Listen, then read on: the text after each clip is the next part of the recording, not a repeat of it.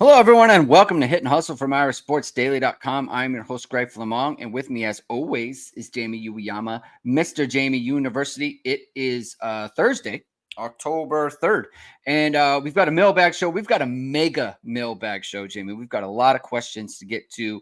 We're going to lead off with a recruiting question. Deuce Knight finally did the thing that it seems like he's been ready to do for at least a month now. He has decommitted from Notre Dame, and he's committed to Auburn. I think he visited Auburn 3 times this year. So the writing was very much on the wall. We're going to talk about where Notre Dame goes from here, what they should do. Did they make a mistake, Jamie? We're going to talk about that as well. And then we'll do the mailbag. So thank you everyone for tuning in today. If you like what you hear, please hit the like button. Please hit subscribe. Please hit the notification bell. Doing whatever it is, we're going to go live. Links to the podcast are in the description below. As I mentioned, Jamie, it is October, and you know what that means. Holiday season is right around the corner. You want to get a jump on your Christmas shopping, and ESQ Clothing has a special just for you.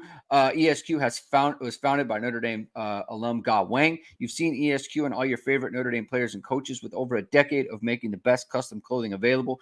ESQ will help you look and feel your best, from a perfect fitting suit or sport coat, shirt, or bomber jacket, or the perfect tuxedo for galas and wedding events. Check out Ge's amazing work at esqclothing.com. Book an appointment to upgrade your wardrobe today. Mention ISD and get 10% off your entire purchase. Give yourself and your loved ones the gift of style. There's no better gift than style, Jamie. You want to look. It is a pretty good gift. Look good at all times. One thing that doesn't look good right now is Notre Dame's recruiting situation at quarterback. Let's go to the first question. It's not the first question submitted, but I moved it up just because it's the topical one. First of all, Duke Sinatra is asking about rank the following in comparison to one another. These are Notre Dame wide receiver recruits in 2025. Is Aiden Mizell? Did I get that right? I know there's a brother. Which Mizell is it?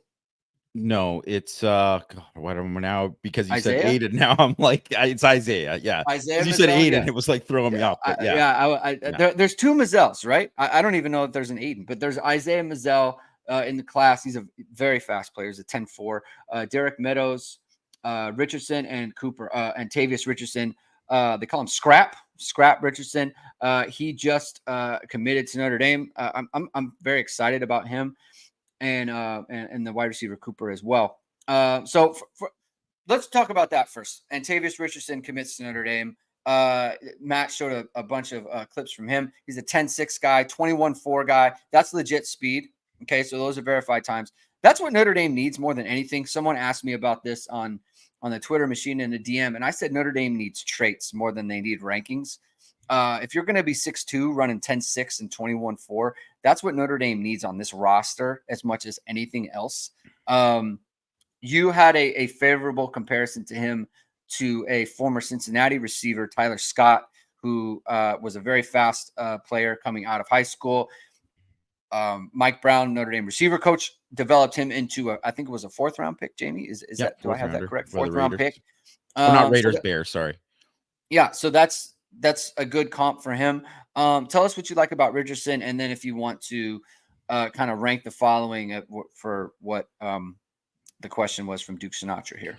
Yeah, I think anytime, like you said, like you get a guy who's like he's basically a taller version of Scott, right? So that's like he was like 5'10", 6 yeah, he's like a 5'10", 5'11" guy. Like he's like a taller version of him. So I think when you're getting like you said, a guy, a tall guy, he's got to fill out. He has to obviously develop as a receiver. He plays quarterback mostly right now, plays DP, but you can see like he's got he's a gritty kid. He's with the way he runs, like he's not afraid of contact. He's not afraid of contact as a tackler. And I always look for that too, especially when it's like a skinny kid. If it's like, well, people get labeled as like, oh, this guy's a track guy because he runs fast. I'm like, well, how does he play? Right? Like, how does he play? What does it look like? And obviously you want to see that speed translate to the field, but also you want to see the physicality. And I think he's got the physicality. How he'll be at a receiver. I mean, it's going to take time, obviously, for him to do it. And some guys, it comes naturally, and then all of a sudden you're just like, wow, right? Like, I mean, Avery Davis never played receiver, but you could just see like he had certain traits that, translated for him to be able to play like multiple positions at Notre Dame, really. And I think with with Richardson, he's got, anytime you get some guy, he runs a 10.68 100, like, man, that is very fast. Like that's just one of those things. It's actually the exact identical 100-meter time to Scott, so that's why I was like, well, this just makes too much sense to do. And like you said, guys who have been, so out of the guys that there's been like 79 guys who have been drafted in the top 3 rounds at receiver in the last 5 NFL drafts. Basically 40% of those guys had elite 100 or 200-meter times. It's a pretty high percentage of guys. Like, it's one of those things where that translates. It absolutely translates. And obviously not every guy who's fast in the track becomes a great receiver. And like, look, there's, I mean, anyone who saw like my scouting report on Texas A&M, they have a ton of guys who just blazing fast, whatever. And they don't have all these guys who have translated into something. Maybe they will eventually. You got to develop them. But we've seen Mike Brown has developed those guys. Like, Scott was a running back. He was a running back. He never played receiver. So he had to, make that transition. And he did that, right? Like Alec Pierce, who's a different type of receiver, but he was like, a freaky athlete, a volleyball player, great times, but he wasn't considered like, he was like a top 1,000 ranked guy because he was just basically considered like a big athlete, but not like a receiver.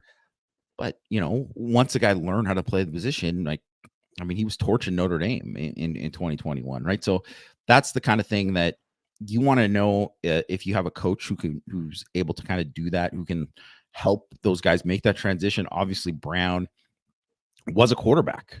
He was a quarterback and became an All-American receiver at the FCS level with Liberty, right? So that's something that I think that, is helpful with that kind of thing too. And like taking those guys, someone who's actually done that and made that transition.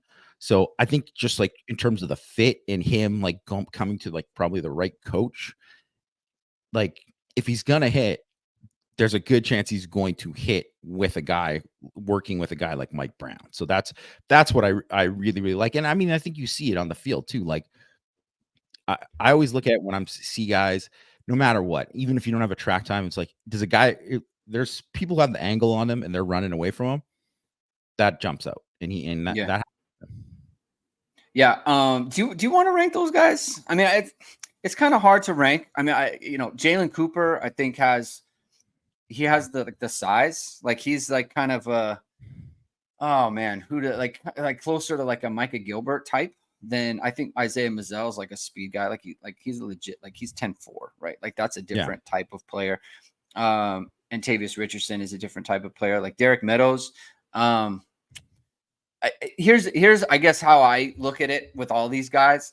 Like, and this is in like the broader context of recruiting and rankings and roster building, and that is like, if you want to rank them, then rank them, right?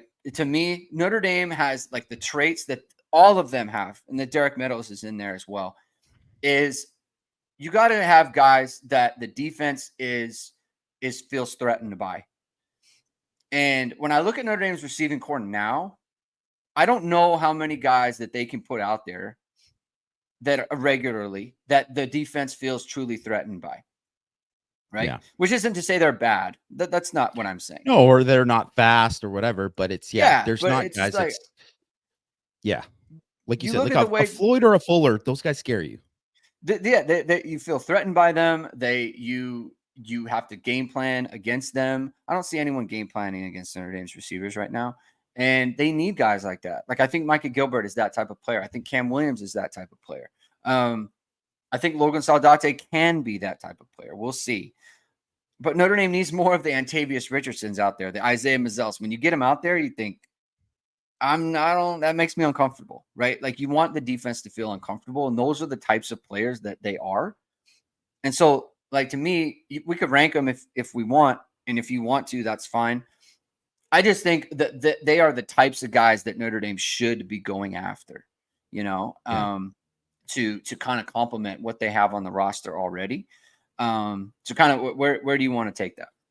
Um, I mean, yeah, I mean, it's one of those things where you can look at it and like if I was gonna say like in priority of like guys that you would look at, like Meadows is, I mean, he is ranked the highest by everyone for good reason. Like Yeah, he's an alien, right? There's very few people who have his traits, specifically just being that big and that fast and, have that kind of ball skills. So that's kind of, that's why he's almost in his own category there. So I would, and the other thing is too, is like, as far as we know right now, he's not really. I mean, Notre Dame might be trying to get him, whatever, but he's not like he's yeah, been back on campus or anything like. There's no secret visits that we know of that are yeah. happening. So I just wouldn't even think about him until stuff like that, starts happening.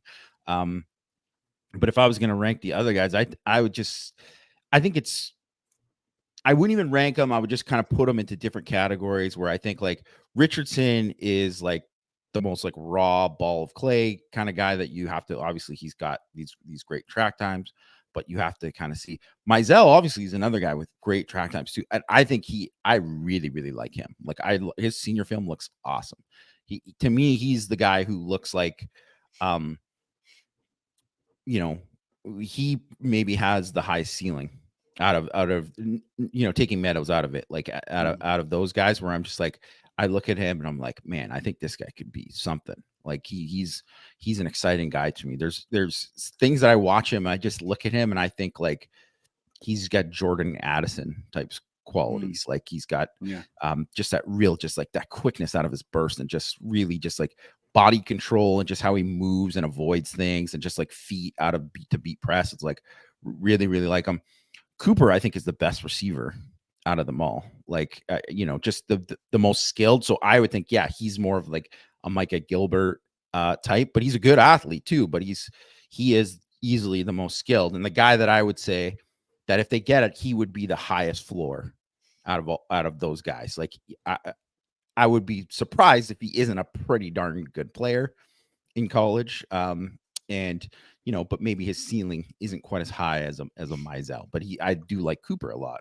I also got to go back and revisit some of his senior stuff too. But yeah, I like him. I really think that when you're talking about like kind of pivoting, they did a good job of evaluating a lot of these guys, and I think there's I kind of similar to like they didn't end up getting him in that class, but like the Tayshawn Lyons kid who went to mm, Washington, I don't know if he's still there, but whatever. But like he had same kind of things too, where that was like, man, that was a good eval. Like it was, yeah, you could just see that him smoothness to him that really, really popped.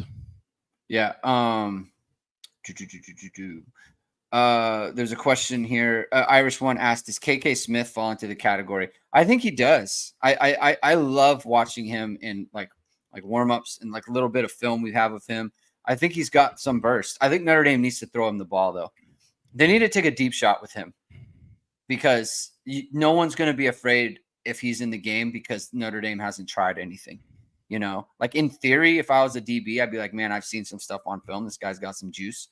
Notre Dame doesn't throw him the ball. So there's no reason to feel concerned when he's out there because he just, they don't throw him the ball. Right. Like some of those post routes that are going to KK Smith or to Chris Mitchell, throw in to KK Smith. I want to see that. I want to see how he reacts to that. Blayberg's asking about Brian Hartline.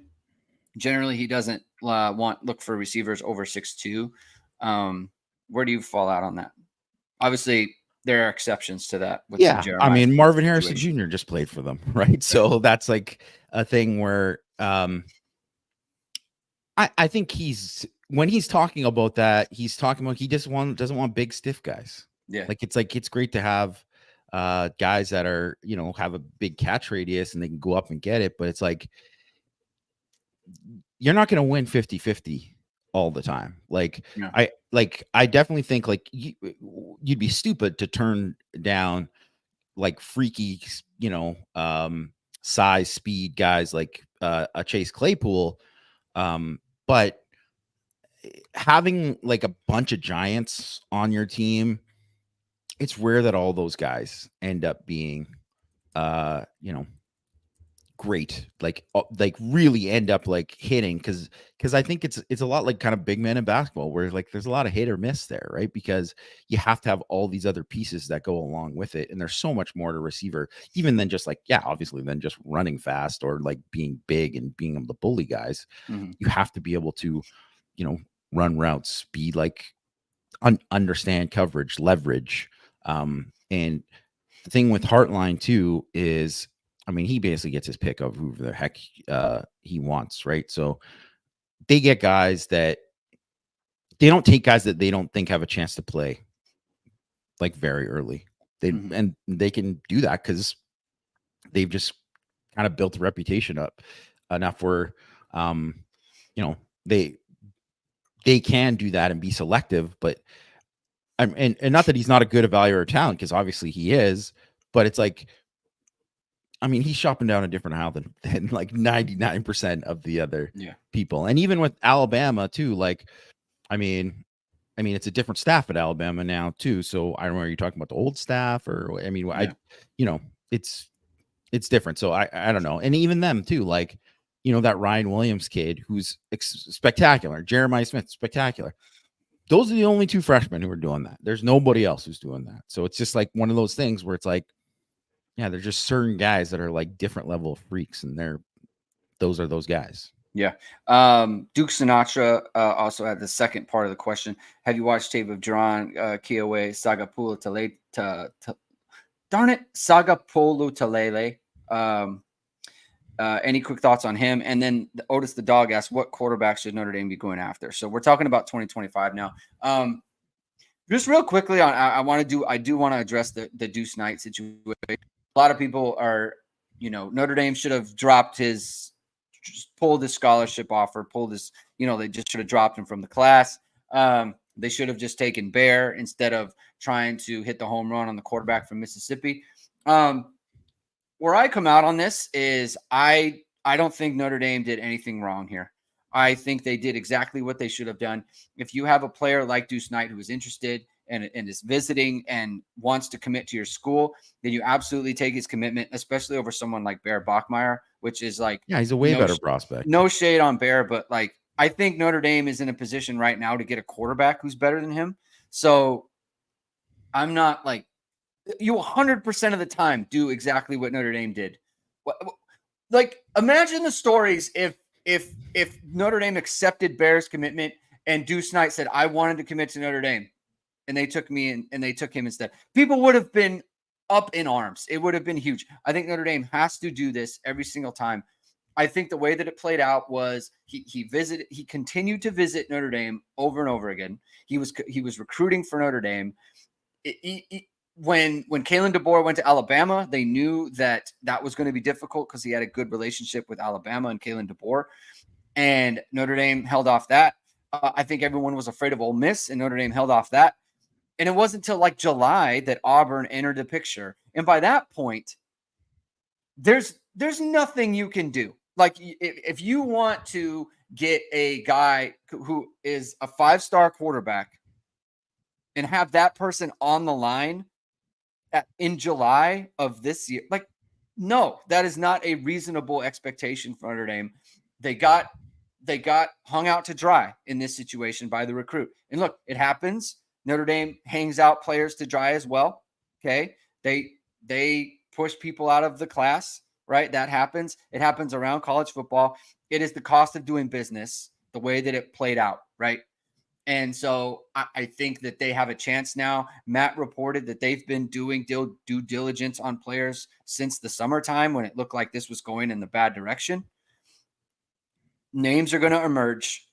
One of them might be from this player from Hawaii. And we'll ask Jamie, some other names that you think Notre Dame should be going after. But Notre Dame, I cannot sit here and be like, well, they should have done X. Like, pulling the scholarship, I think people are saying that because they want to have thrown it in the face of this kid. Like, you don't disrespect Notre Dame. Like, that's just in your feelings type stuff. No, Yes. You don't need to pull the scholarship. Like, go about your business, act in a way that is commensurate with the way that your staff is going to approach things in recruiting, and find a way to get a player in the class now. That's all that matters. They don't need to virtue signal, oh, we're pulling your scholarship because you're, come on. Notre Dame doesn't need to do that. So that's where I come out on the Deuce situation. Where do you think, where do you think Notre Dame should go at quarterback at this point?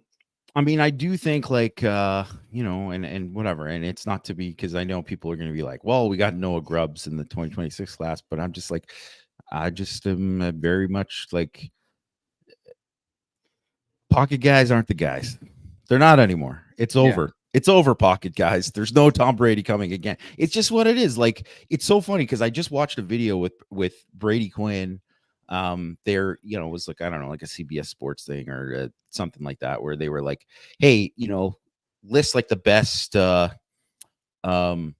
this best traits of this, whatever. And it was like pocket presence. And he was like, oh, like he like didn't even have one, because it's like there are none of those guys anymore, really, right? It took him a while to be like, oh, Joe Burrow, right? Because yeah, I mean, and really Burrow is that guy, but he's also a guy who's a good athlete and stuff too, right? So it's like they're just like,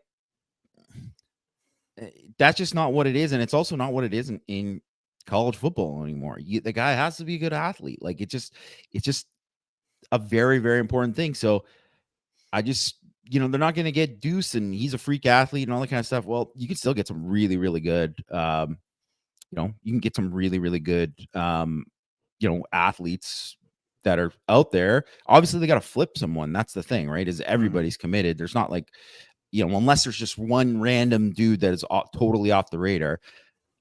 I happen to think that, they take, not Notre Dame, but it's a product of recruiting.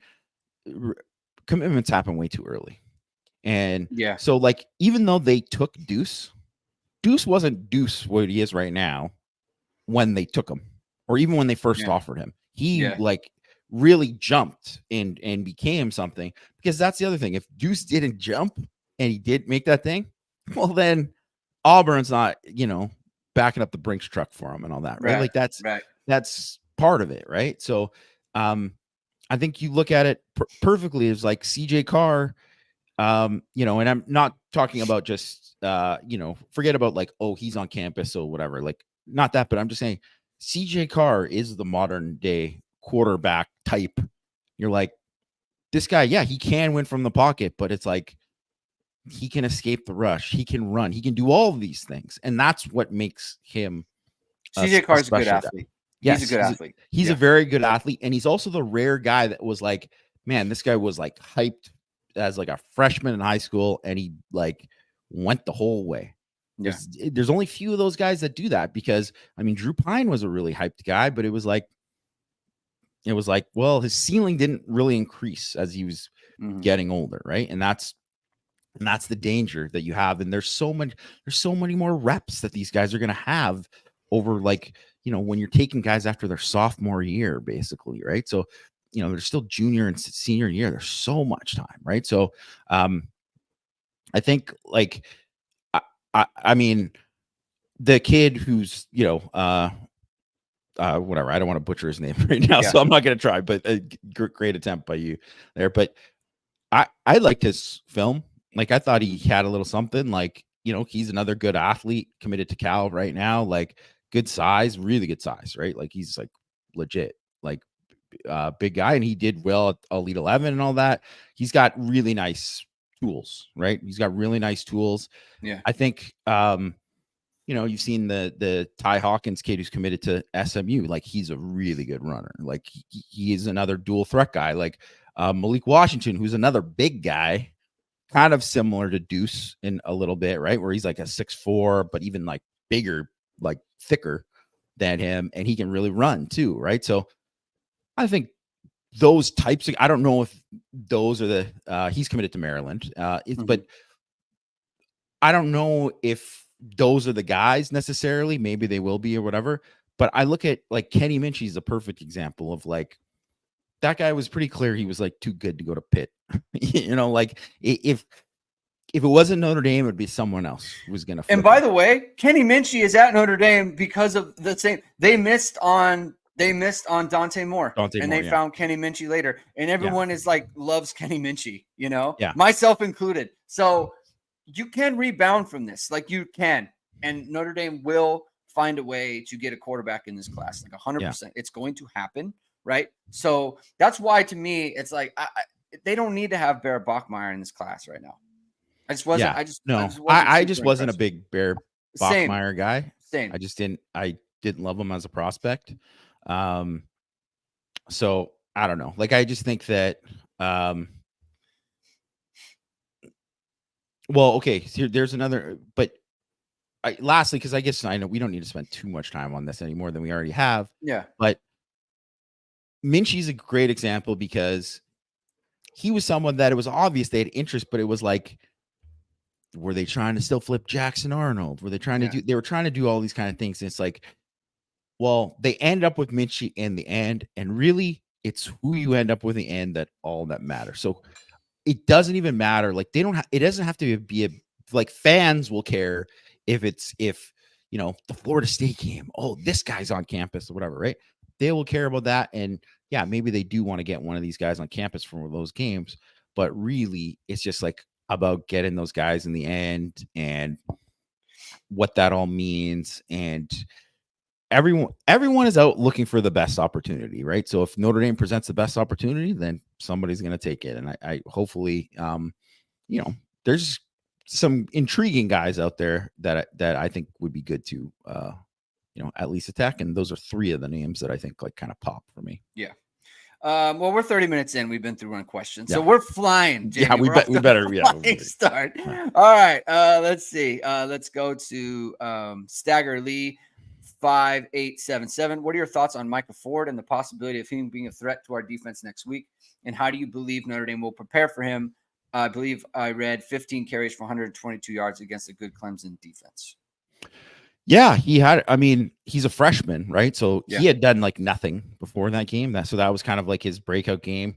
Big kid, 210 pounds. He runs like 11, he ran 11.19, 100 in high school. I think they haven't really had a back that could kind of take advantage of some of their scheme that they do, because they're not good up front. They create holes through scheme, right? And like basically a lot of kind of what, like, really, if you look at it with like Louisville didn't create holes. Their runs came through scheme, right? And which is, live or die by the sword. Like it's not going to be great all the time. So that's why I think like, yeah, he can maybe break something against Notre Dame. I mean, something, not like a 80-yarder or anything. I wouldn't expect that, but like he broke a couple 22, 23-yarder kind of plays against Clemson. He ran hard, and he, like I said, he's a big kid. I don't know. It'll be interesting to kind of see what he does this week, but he's one guy to kind of worry about now that you maybe didn't have to worry about a few weeks ago. But really, the main thing is they turn the ball over a ton. They just have a really bad problem with it, and Io Manor is the dude that just don't let him beat you, and you're probably gonna be pretty good against Stanford. I mean, I think one thing I've decided this year is I think every team is going to run the ball better than Notre Dame fans would like, and it will generally be of no consequence. Yeah, ultimately, it was of no consequence in this Clemson game. It was of no in the Clemson game. It meant nothing. I mean, Louisville ran the ball well against Notre Dame. It was really of no consequence in that game either. Like, it just look at the types of touchdowns that Clemson scored. Louisville scored. Amazing throw and catch on a third down where Notre Dame's defense is about to be on the field. A great throw and catch against Notre Dame and Leonard Moore by the receiver. And, there was an amazing one-handed grab by their receiver, during that game. It led to 3 touchdowns, right? which is as good as anyone has done. And look what they had to do that, right? Like, Yeah. I think that they could hurt Notre Dame in that way. Notre Dame, if they are to lose a game prior to USC this year, it is because the offense was doing bad things again. Yeah. I think that's pretty clear to me. No one is just going like if the offense plays a good football game, Notre Dame will win. Just full stop until they get to USC. Then, we need to see what Notre Dame is at that point. We need to see what USC is at that point. But Notre Dame will not play well on offense and lose this year. That's just, I feel strongly about that. Funk Beavis, next question, asks, based on the roster commits, when do you think Notre Dame's offensive line can go back to being Joe Moore finalist? And do you think it will take a younger player beating out an older player for that to happen? Or can they be that good with the guys who are expected to start this year? To be honest, like after this year, Jamie, after 2024, I would think Notre Dame is very well set up to be a very, very good offensive line from like for at least the next 2 years in 25 and 26. They just have so many options now. Yeah. That whoever it is ends up at the tackles and the guards in the center is going to be a very good football player just based on the amount of guys getting snaps, the amount of youth that they have playing. Like who you have Knapp, you have Jagusaw, you have Gerby Lambert, and you have Emil Wagner, who can all be tackles for Notre Dame. You have Billy Strouth, who has eligibility. You have Pendleton, who has eligibility. You have Ashton Craig.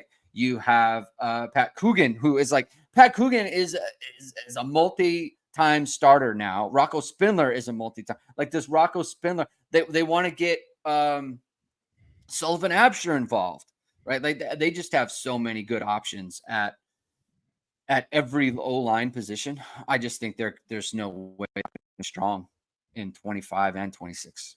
Where are you at with this? Yeah, I think it's impossible to say the last part of the question about like, oh, like can they be that good with the guys we're expected to start this year? Because like, I mean, 3 of the guys we barely saw what they were this year, So like, I mean, we didn't see anything with Jagusaw, and we saw 2.5 games of Craig and Routh, and it's not to say that those guys can't be really great players, but I don't know how it's going to shake out with the rest of the way. And I don't know if like Jagusaw is not going to be a guard or like how they're going to figure stuff out. But I think, just what you said, just everything you said in terms of they should have good options. And I do think like, it's not like crazy to think like Will Black could come in and be like, man, this guy might be like good enough to play early and all that kind of stuff. Right. Like there is, all that, that will be there too. I would guess that like there's a chance that they could be a Joe Moore Award, finalists, next year. And I mean, book it for the following year after, like lock it down. They will be. Yeah. I mean, last year's offensive line, like was not a Joe Moore anything, No. And like if Notre Dame had this year's offensive line, they would be like national title contenders, in my opinion. They'd be, yes, they'd be much, much better. They'd be everything. What people don't realize is like the status of the offensive line right now severely limits everything else they can do. I was about to say, I think one of my takeaways from this weekend specifically and watching in person is this team with the offensive line. The offensive line is the biggest hindrance to the offense right now. Yes. It is not the quarterback. It is 100% not the quarterback. Which isn't to blame the offensive line. It is just a fact of life that it's limiting them. It makes it very, very difficult for them to compete at a high level, like play after play. Chris Unhurted asks or makes a comment, if the run defense doesn't show up, the Cervix Academy games are going to be dicey. That's true, but I don't foresee either Service Academy, as good as they may be this year, scoring more than 3 touchdowns against Notre Dame. I just don't see it. I think so. If they score 3 touchdowns, it'll likely be because of the running game and Notre Dame's inability to stop the running game consistently. But it'll be the offense that is not taking advantage of their opportunities that allows them to lose a game like 21-17 or something. Basically, is Yeah, I mean, the ability to get off the field. I also think too, like those games are so different. You can't judge the run defense. You could have a great run defense the whole rest of the time and then get killed by the option. Yeah. In a game, like it's so different because there's so much assignment stuff going on. Obviously, there's like the whole play out action element and all of that kind of things. There's all these different things that are going to go into it. But like you see, like in this game, you have to play like the right players have to play. At linebacker has been, I know a lot of people are like, well, Rubio will come back and that'll solve the thing. It's like, I don't really think the defensive tackles have been, I think it's been more linebacker play that has been more of a problem with some of the run D stuff. But I mean, they played outstanding run defense in the second half of this game. And I think, I think guys like Bowen and Osbury and KVA are just going to keep getting better and better. And obviously, Kaiser's going to be like a pretty good player at the very least. So like they should be all right. And I really think like it's that one end spot that's going to kind of matter more, at there. And which is why, you need Burnham back and all that. So, but I just, I do want to mention because I do think that, I mean, those games could be very challenging, like you said, but and I mentioned, I think they're doing really, really well right now, but they've played like very much they ain't played nobody, I think, because like Navy 126, 91st, and 130th at DF plus. That's who they've played on defense so far. Army 89th, 113th, and 126. Like if Notre Dame was playing those level of defense, first of all, the AAC sucks. It's a bad conference, guys. All the good teams left for the most part. Yeah, that's so true. It's like it's not good anymore.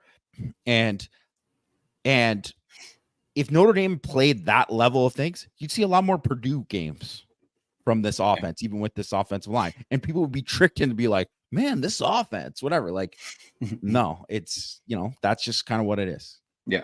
All right. Next question from T Borg 3. Can you take us through a typical schedule from Sunday morning after a game all the way through game day Saturday night? How many days do they actually practice? When do you watch film, get treatment? Golden has mentioned installing certain things on specific days in his interviews. I know you guys probably don't have access to that exact itinerary, but some sort of insight to the way a traditional football week works would be cool.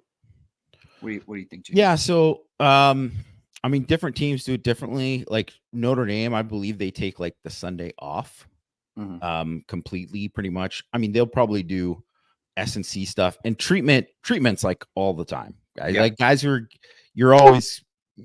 are in there every day kind of thing. Like that's part of it, right? That's part of it. And guys know that they got to take care of their bodies, especially like the veteran guys who've like gone through it. They know like, and treatment is almost separate from the team itinerary. Like the training staff sets that schedule, not the coaches. Yes. And obviously like S&C, whatever. I don't know how they structured their S&C during the season, but it's different. And it's obviously different for the guys who are like redshirting compared to the guys that are playing a lot and, whatnot too. But, what you would do in terms of film, like, you would watch maybe I don't know how, if they do this specifically, if they go and watch the film on the Sunday, or if that's like the coaches are watching the film on the Sunday and then they watch it with the team watches it, or like, with the position groups on Monday.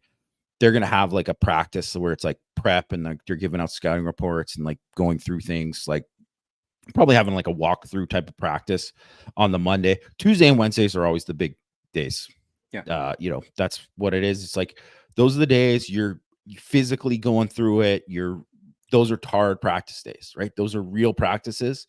And you are really working on all the stuff that is essential for the week, those are those days where you're really getting like the physical part of it. Like if a team's running a certain type of counter and you need to know that counter and you need to rep it, like, physically and go through it. If like they're running a certain type of rub route off of this formation, whatever, you're going to go through that. And then obviously on Sunday, it is, you start dialing it back and you do it like, you mean Thursday? Thursday, you start dialing it back a little bit and you just, you're not hitting really on Thursday. And I mean, you're not hitting too much crazy during the season anyways, but like Thursday, you're really just, maybe you're in shells, maybe you're not even in, maybe you might even just be in helmets on Thursday, and you're kind of running through stuff. You're getting all like special team stuff, making sure you're all good. Friday, very much, walk through, run through, making sure you got like everything set up in terms of, that you need for a game. It's like, hey, Ben Morrison goes down. Well, Jordan Clark, go out the corner. This is whatever, like that kind of stuff. And then, that's how it kind of works. And I mean, depending on, different coaches do it differently in terms of like meeting times. And there's meetings throughout the week. It's a full-time job for anyone who doesn't think that they're like, man, these guys, whatever. It's crazy that these guys have to do that and also go to school. Yeah. For us, it was Sunday film. You watch the game back, and then you do some sort of like lifting and or conditioning just to get the soreness out. Basically, they wanted you to do a little something. You're not doing like a bunch of gassers or anything like that. You're just like a bunch of striders, just like get yourself moving around because everyone's sore after a game. Monday was film of the next team. So you would watch tape of the team coming up. And this was before the era of like, we didn't have tablets, right? So you didn't go home and, watch film that way. You can't watch it on your computer at your house, right? So you would watch film of the upcoming opponent together. You get scouting report, things you're going to go over. Tuesday, like you said, first and second down, install, things they like to do. You're working on game specific type stuff. Wednesdays, third down, red zone, do that sort of thing. Thursday, you kind of work on all of it.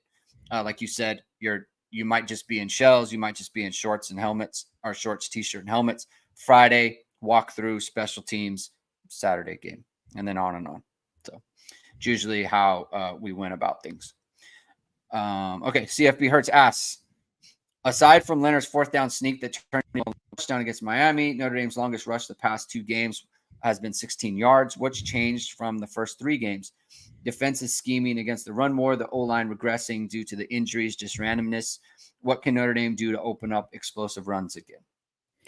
I think, this week against Louisville, they, really sold out and blitzed a ton, and they did like a lot of stuff to try to like, prevent anything from really going. And that's what they do is like, they'll give you those chances at taking shots down the field. You just have to be able to take advantage of it. And like, it's why Notre Dame literally had 2 30-yard pass plays, before this game. They had 3 in this game. Like, that's part of it. That's part of the way Louisville plays defense. So that's one of the reasons. And they got good athletes. So there just wasn't like, in order for them to kind of break anything, very similar to the A&M game, it's like guys just really have to like Love would have to just make like an incredible play. Like he's like runs through some guys and all of a sudden like, breaks a tackle and then he's got daylight, right? So it's like stuff like that. And then I think Miami, Ohio, they like, that's very specific, is like they keep everything in front of them. They're not trying to give up anything. Like that's just how they play, right? That's how they play. You could, and the previous week they had, they don't normally give up a ton of big runs, but they gave up some big ones against Cincinnati the week before. It's just like they tackled really poorly, and they didn't tackle like that poorly against Notre Dame. And obviously Notre Dame's got some tough guys to tackle too. So I think that's more to do with it than anything else. But also too, like, you're just not, no matter who they play, the line is they're way better run blocking than they are. I think they've run block like pretty fine actually overall. But they're not blowing people off the ball or anything like that. They're not opening up these huge holes. And I think that's, part of it. And then also too, they're not taking like any kind of risk stuff. So like the first Louisville run that hit was the toss crack play. They're running like influence counter tray the other way. And it's one of those things where it's like it hit and it was like a 20-yard thing. They're hoping it breaks for 60 or whatever, right? Yeah. Like if he can break a tackle there. But it's one of those things where if Notre Dame, the reason why you do it because it can maybe hit, but if say Notre Dame has like a called blitz on rather than they're just playing it like how they were playing it, you can run right into that back in the backfield. And they're like, no one blocked me because these guys are running this to kind of try to influence me instead. So it's like, if you get them reading, you're going to be able to do that. So Notre Dame just can't really like chance a lot of that stuff right now. They have to like try to keep getting positive gains and move the chains, try to do as much as they can there. It's just a product of, what they have there. They can't really get out of bad situations.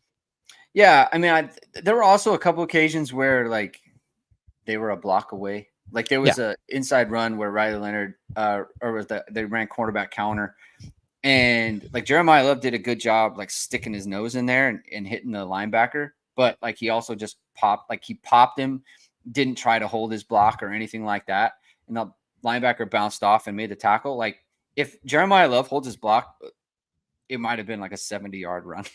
So like there's that. There was another one where Riley Leonard's running quarterback counter. He goes to bounce it, and Chris Mitchell does like just a bad job. Like he runs at the corner, doesn't try to run inside the corner to where the block would be made. And so the cornerback beats him inside, and Riley Leonard can't get around him, and it's like a tackle for loss. Instead, if he sealed him off and Riley Leonard gets to the corner, like it's another like 30, 40-yard play, right? It's stuff like that where it's like there's just against the better teams, or teams like to your point against Miami of Ohio, like they are just a little bit, they're lacking in just one small area where the execution just isn't where you want it to be. That prevents an explosive, right? And it's hard to get multiple explosives in one game. So, I think they'll come. Also, you stop playing Jadarian Price. That's another one. He's like one of your most explosive players. So might want to get him the ball. Thank you for the super chat, Jimmy Page. Will Notre Dame ever get the next Will Fuller elite guy? Yeah, they'll get him.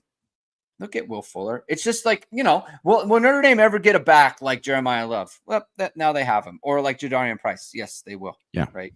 Like getting guys like Will Fuller is hard for Notre Dame. It just is.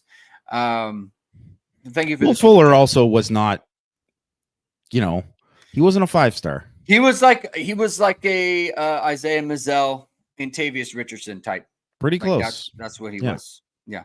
Sloth asks, can you take us through your observations of CJ Carr last week? Greg reported on Twitter seeing him throwing left-handed with a monitoring in his post. Is there suspicion of injury or is it just a joke?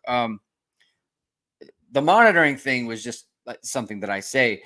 I do think there's something wrong. I mean, so the way pregame works is there's early outs, which is everyone comes out like maybe 90 minutes before the game, and they're in t-shirts and shorts, and the receivers run routes. The quarterbacks are all throwing to them, and linebackers do their stuff. DBs do their stuff. This isn't the official warm-up. No one's in pads. No one has helmet on.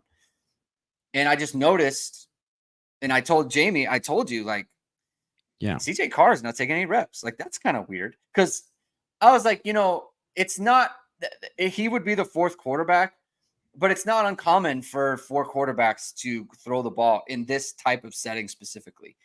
And so he didn't. So I was like, oh, that's weird that he didn't throw. So I wonder if something's up. And then they came out, they went back in the locker room. Everyone came out for the official warm-up, and everyone's in their pads.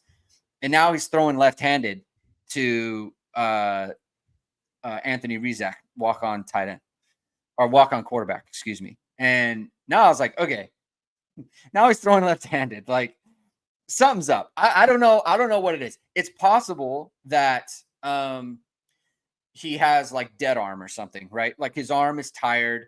He's been at Notre Dame since December. He's been around the team for a long time. He's obviously throwing all the time. Maybe his arm is tired. Maybe he has dead arm and they just don't want him to use it right that much or whatever.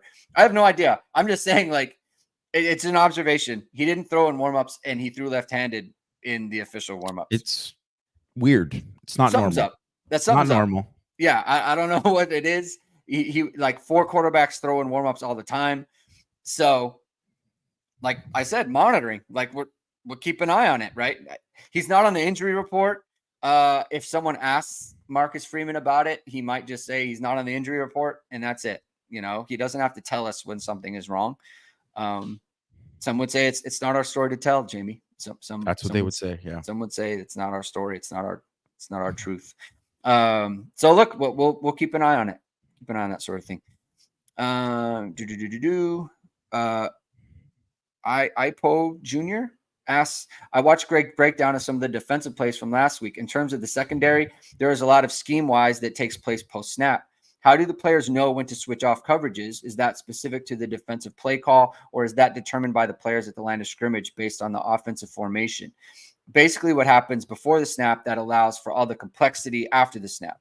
It seems like a lot to figure out in a short amount of time. It is. It definitely is. It is amongst the highest levels of football that you can get. And this is what makes Notre Dame secondary so good.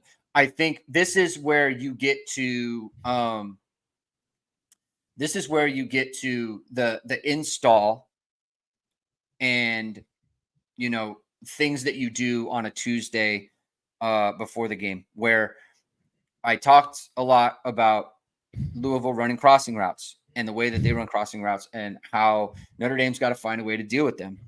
And Notre Dame had a plan in this game, a really good plan in this game. And I was actually my friend, because I sent him some of because he was a former football player, and I sent him the video of like the we have a question about the robber situation, the switch robber, where they used the outside corner. And Jamie, I was talking to that guy Cody Alexander on Twitter. He's very in the weeds. Like he knows every coverage. He knows the name of every coverage. I don't know how he remembers all this stuff. But I was DMing with him about it because I hadn't seen it before, where they use the outside corner as the robber. And he's like, yeah, this is like super unique. Like you don't see a lot of this stuff. But I'm pretty sure it was game specific, where Notre Dame installed this. We're using the corner as the robber, and they know it's in the game plan.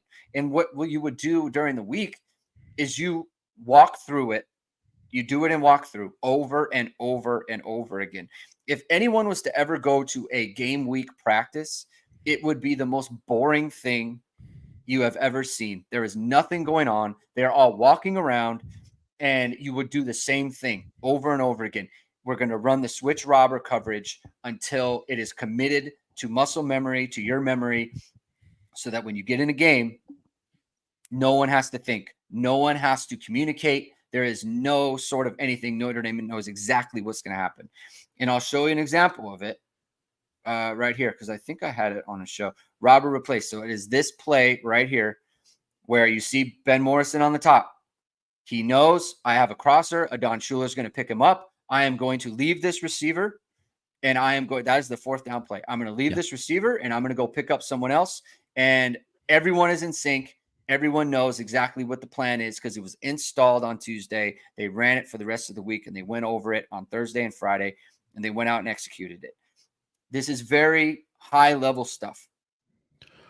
The only thing it's very high level. So the only thing that I'll add is that what makes Notre Dame so good is it's not like they don't just do that during the week. Like that is stuff that they are like, when you see them in the spring, they're doing stuff in the spring that I'm like, normal defenses aren't working on this, like passing off these coverages at this time of year, whatever. Because there's so much, they're installing so much there, and guys are just on top of it. Like they are, it's crazy. That's why you don't see busts. It's like these guys, they know. And then also too, like Al Golden has talked about how, like, they'll see stuff all the time where they see a formation, they see something, it's like a motion. They're like, we didn't prep for this week.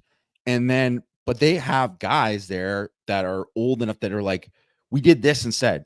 They communicate. The communication is huge. And obviously, part of that was like with Chris O'Leary with Mike Mickens now, but now that's a lot of Mike Mickens and Al Golden. And like, it's great coaching. It's great coaching because those guys are ready for that. And then they go and do something like within a game, and maybe they get beat on something, but then they come to the sidelines and then they get it figured out for the next time. And that's the main thing, is why you don't see Notre Dame. If they give something up, you rarely ever see them give that same thing up again.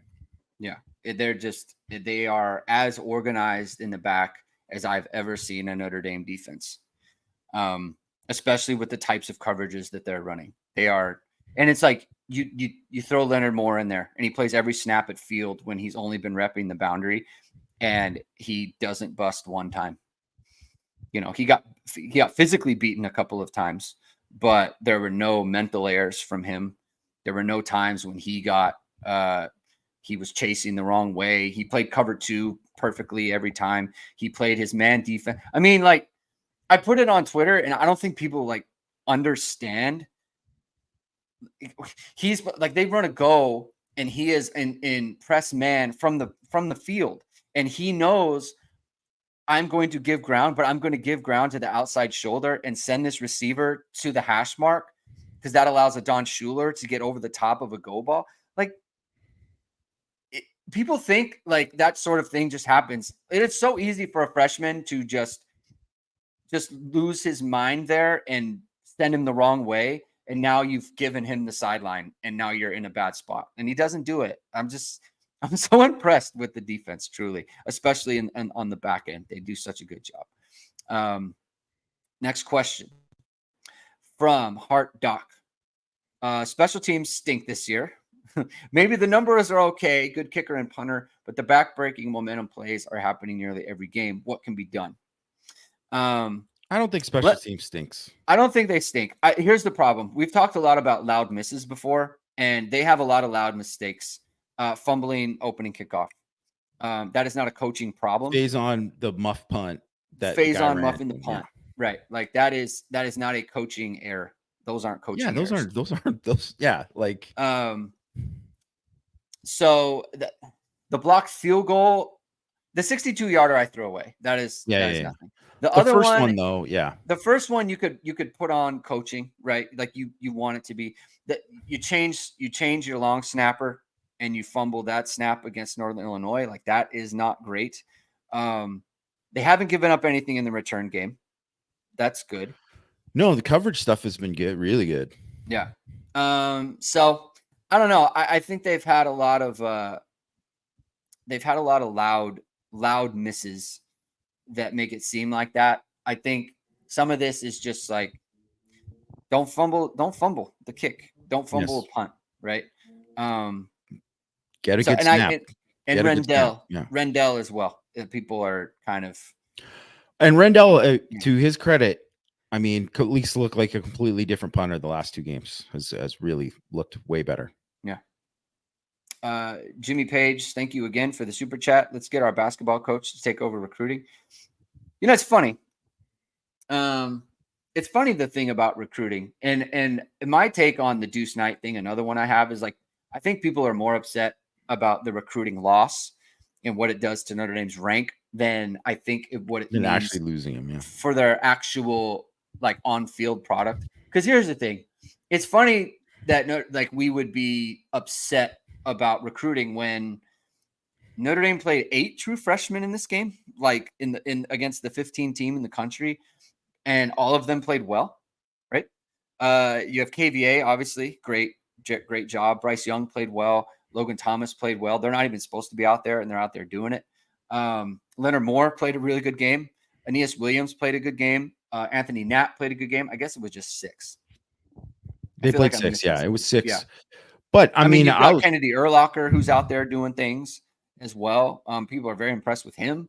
So it's just kind of Not all these like guys were, obviously like KVA was highly ranked. Bryce Young was highly ranked, but I mean, Bryce Young, um, is you could argue is the guy who was like the most raw of them all, and yeah, really like. Although you know what, I would say that Bryce Young has been getting better each week, and um, some of the mistakes up front are on him. So I don't want to be like, oh yeah, great job, man. But like yeah, he has done he is getting better, and because he's going to get these reps, like I think maybe by the end of the year, like he could be like a problem. Like I yeah, think that's on the table. I think they did a really good job evaluating the class, and look at the sophomores and stuff. Like you kind of forget because it's like, well, Schuler and Gray, and like there's a lot of guys, right? Like Jeremiah Love, and so they they've done pretty well. I think they've done pretty well evaluating and proving that a lot of these guys are like better. And now, honestly, too, it comes down to development too, right? yeah, They've really developed. So, um, yeah, I think that's what is what stands out to me about it. yeah. Um, Irish one asks Jamie Gregg, is there any other defense you are more impressed with than Notre Dame's?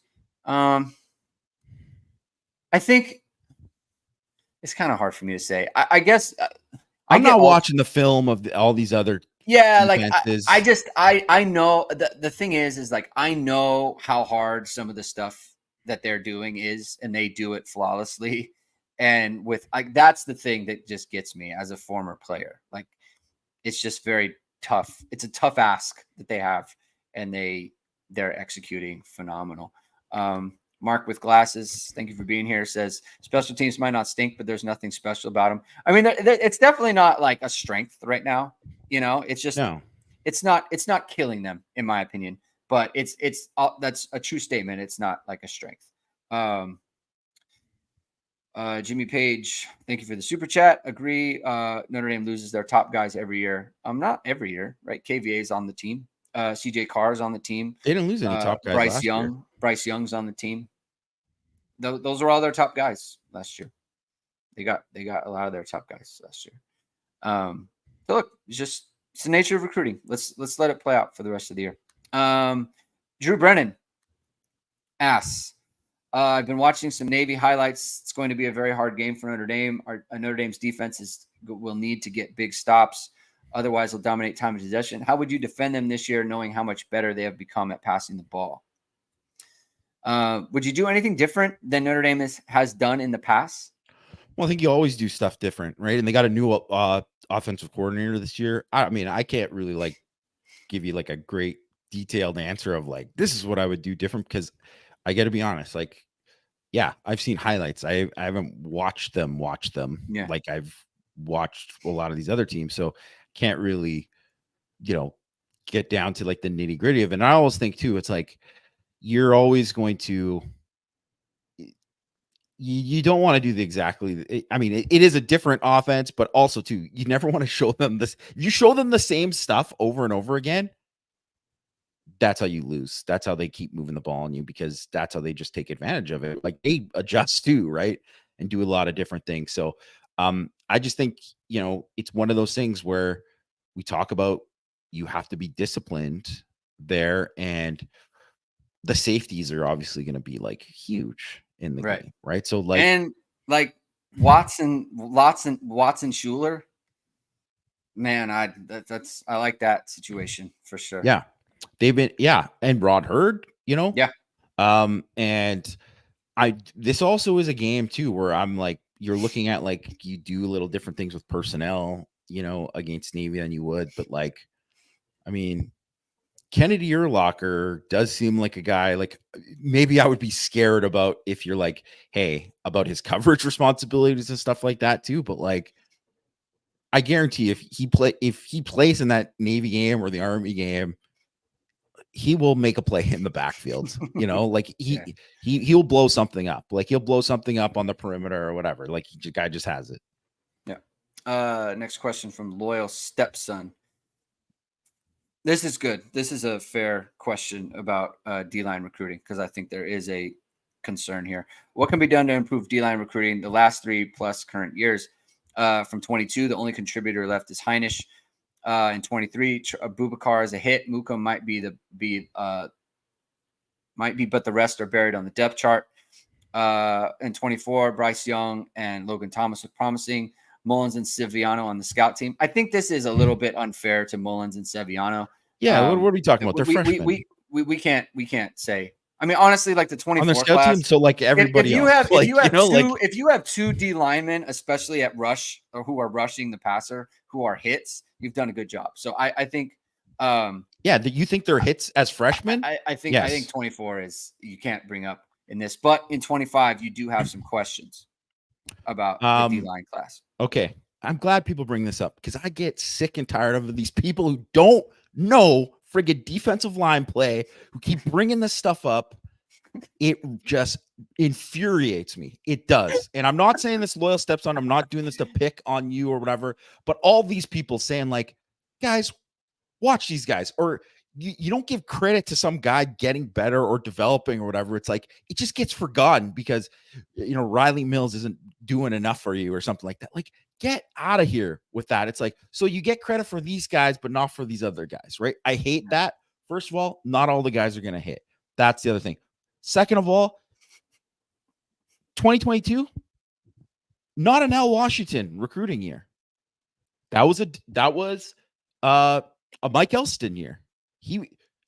Al Washington. To be fair, he's not. To be fair, I know, he's but not I'm just saying, banging Al Washington. But I know people put that there because they're dumb and they don't know to do their research, and it really, really bugs me. It absolutely bugs me because I'm like, it's like how people used to see like Chris O'Leary was like getting hit for like DJ Brown of like being like, man, he was like an intern when DJ Brown like joined the team or whatever. Like he did recruit him or whatever. Like it's a totally different thing, and people just go look it up, guys. Look that part up. It really, really bugs me. So I also mentioned too that Burnham and Tui Halamaka, both 2022 kids, who they had to move to defensive end because of the poor recruiting from Elston at defensive end there. So there's also that too. Also, Burnham, obviously, we only got a bit of a cameo of him this year. Certainly looks much better than last year. Looks like he's on a good path to development. Tuya Halamaka. Guy's been playing pretty well, stepping up here. So it's like, we like him. We like him, right? So also Brendan Vernon was not part of the Al Washington. I mean, he was inherited, whatever. So anyways, still a lot to see with like we'll see with Mukum or whatever. I would argue the biggest problem is they should take more guys in these classes, because I think they did a poor job of being like knowing like how many guys to take in certain classes. So like they should have taken like you always think you're going to get hits or whatever. And obviously you're not going to expect like Devin Houston and Brendan Vernon, neither of those guys to really hit yet or whatever, because some guys do hit late, like Jason Onyé, perfect example, right? But right now it doesn't look like those guys are going to be, they weren't pushing, right? They weren't pushing to be like, hey, maybe we're going to push Hines. Mukum is the only guy who was really done that. And so we'll see with the thing, but I think Young and Thomas both look really good. Mullins and Seviano, I think they both have a shot. And I think that's all you want out of those guys there. So I think that's there, but definitely I would say, man, if they would have got the kid that went to Georgia who was committed there that they couldn't flip, that would have been big. They needed another body like that in the class. And I think that would have been really important. Yeah. As for this year's class, like I'm not like over the moon with the guys they have this year in the class. Like I really got to see, like, I want to see Davian Dixon's like senior film once he like more of it's out there, because frankly, I thought his sophomore film was better than his junior film. So that's something I think, want to monitor. Obviously, Gordy Selfstead got hurt, so that's not a great thing, right? I will say Dom Hulak, I think that's going to be a hit for Notre Dame. Like Mm, I'm excited about what he can be as an edge guy, and I think that is going to. There's a lot of there's a lot of talent there, and I really want to see Burgess and Rafe what their senior seasons look like, and I think that's important. Um, the kid that they just offered, like to me, he looks like a total Anya-ish type, where he's like, man, he's got like all these physical traits, but he looks super duper raw. yeah. So I think that, do you want to see them upgrade? I think one thing with Washington is that people thought that he was going to be so much better as a recruiter than Elston, and I'd say he's only just been slightly better, and that really, and also too, when you have these classes, even if he's like a better evaluator of talent than Elston, which to be determined or whatever, like very rare do guys come in and look like world beaters right away. Even Boubacar, who was like, you could tell like he was going to be pretty something, he didn't play as a freshman, right? So Right.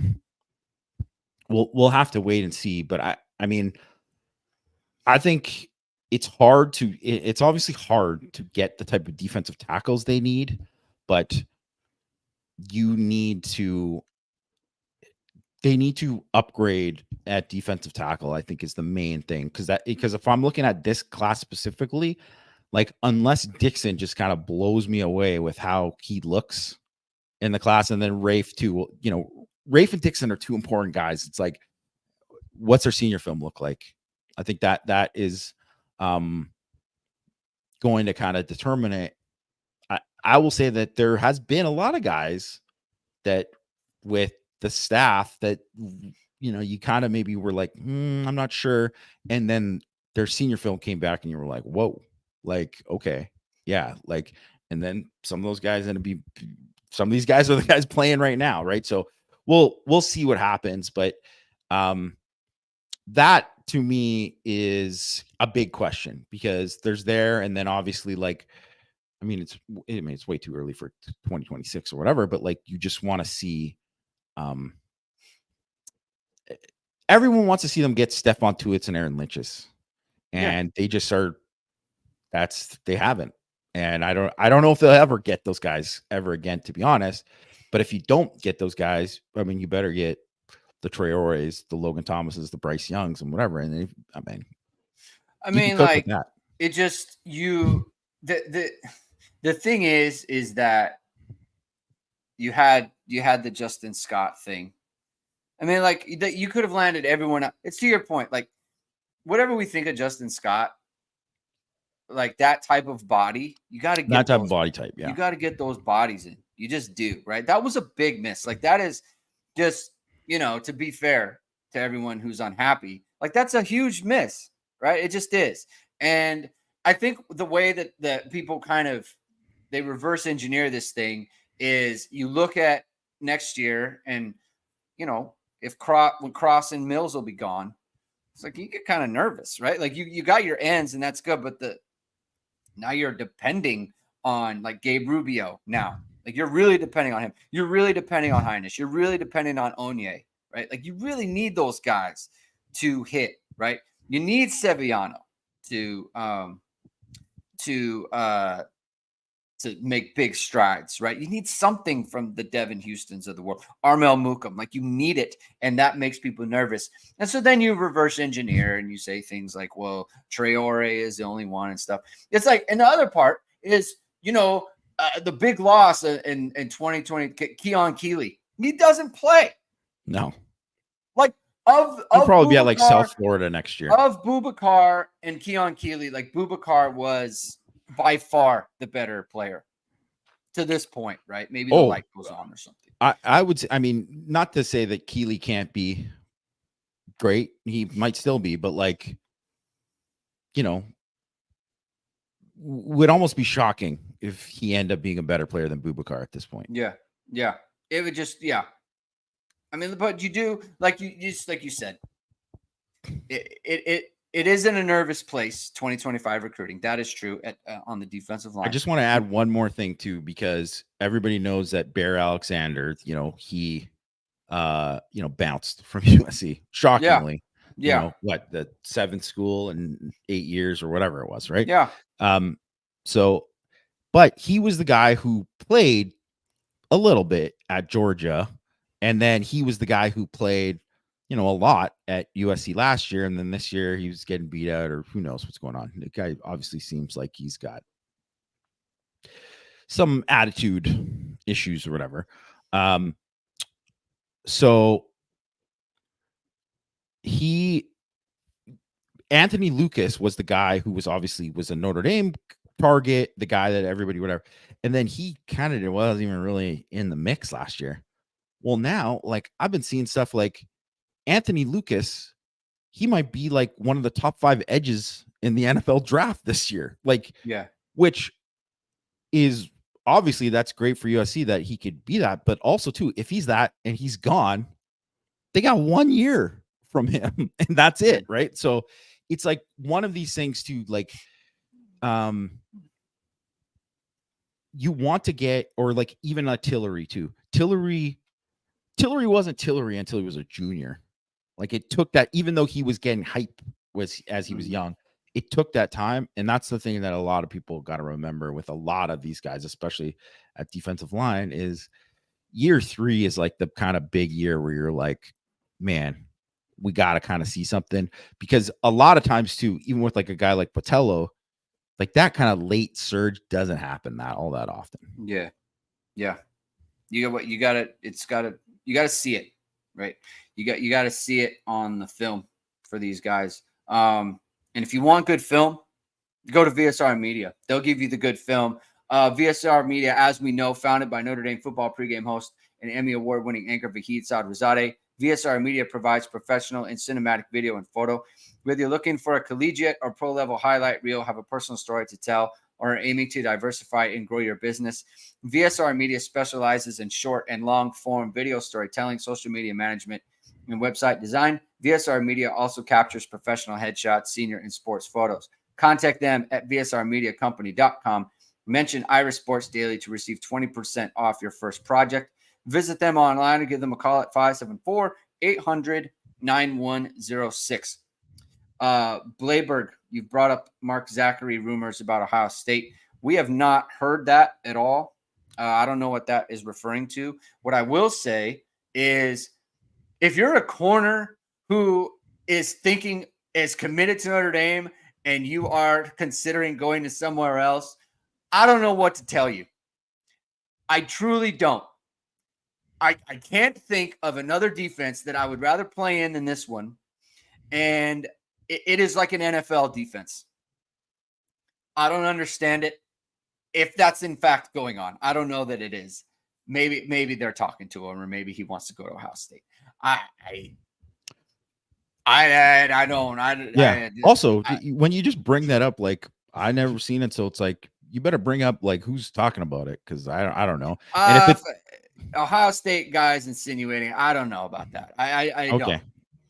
Okay. I maybe it's right, maybe it's wrong. I don't. We haven't heard anything about it. We don't. I don't know. Maybe they're after him, but yes, I totally agree with Greg. It's like, oh, you don't want to play corner at, I mean, Jeremy Birmingham, he's a reliable guy, so yeah, they're doing it, but I don't know. Like, I'm sure they're pushing for it, but I don't know. You play early.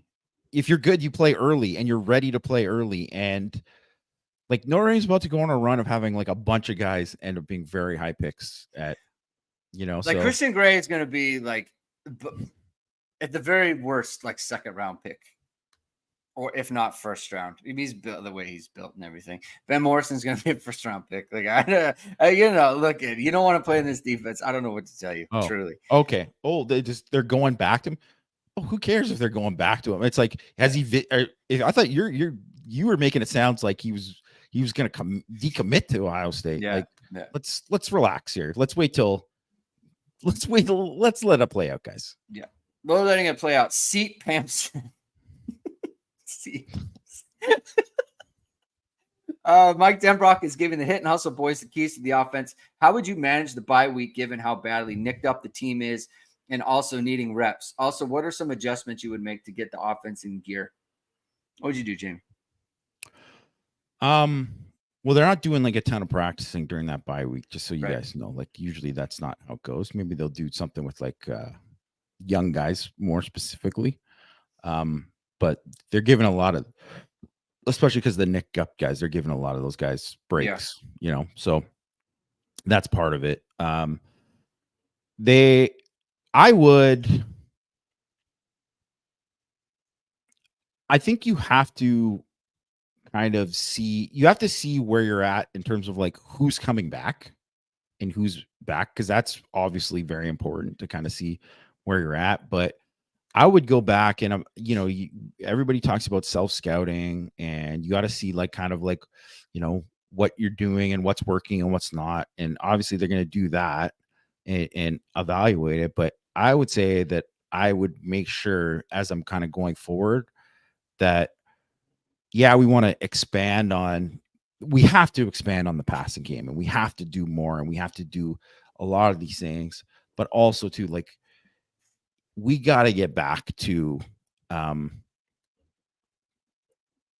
Love and Price and these guys being featured guys. And obviously Love was in this game, so I'm not saying that, but especially with Price, I'm like, it's unlike, unless this guy's fumbling in practice every day, like then he's got to get back to being a thing, because he's one of the only guys who's just like can turn nothing into something just like that. So I think that's the main thing, is like kind of building off of and deciding like which guys are our guys that we are going to be like, these are going to be our focus going forward. Like, so maybe it's like, well, Great House had like a nice game. It's like, well, now this is the time that like, hey, hopefully we built something a little bit with Great House. We're going to build something more.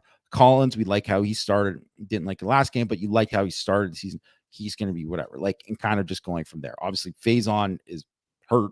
So, I mean, I would guess Faison's out for a while. That would just be my guess. Yeah. I think Notre Dame has the things that they want to do right now.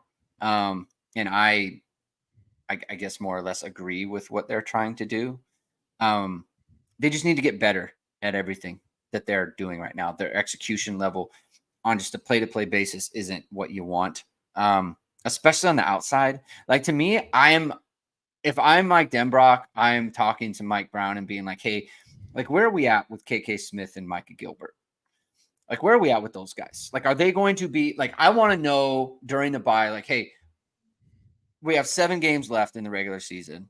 Like, can we start to get those guys involved? And if you can, you can. Because, like, to me, I feel like there's something in KK Smith's game that isn't really in anyone else's game. There's something in Micah Gilbert's game, I think, that is not like I think he has like a threat to him in terms of like his body and his size. You haven't used him yet, right? And so there's a risk there. He hasn't been in meaningful football games, but I feel like if there's anyone on the offense that can get activated, to the offense, it's them too, right? I feel like they've gotten enough. Like, what's going on with Cooper Flanagan? I think that's another one. Like that, I think they need to get him back. But Micah Gilbert and KK Smith. If I'm Mike Denbrock, I'm focused on those. And Mitchell Evans. And Mitchell Evans, obviously, they need to get, for sure. They need to get him activated in a big way. Kirk DA Fitness, Anderson Fitness, thank you for the super chat. John Bryce of Irish Illustrated publicly reported. So thank you for crediting John Bryce. Appreciate that.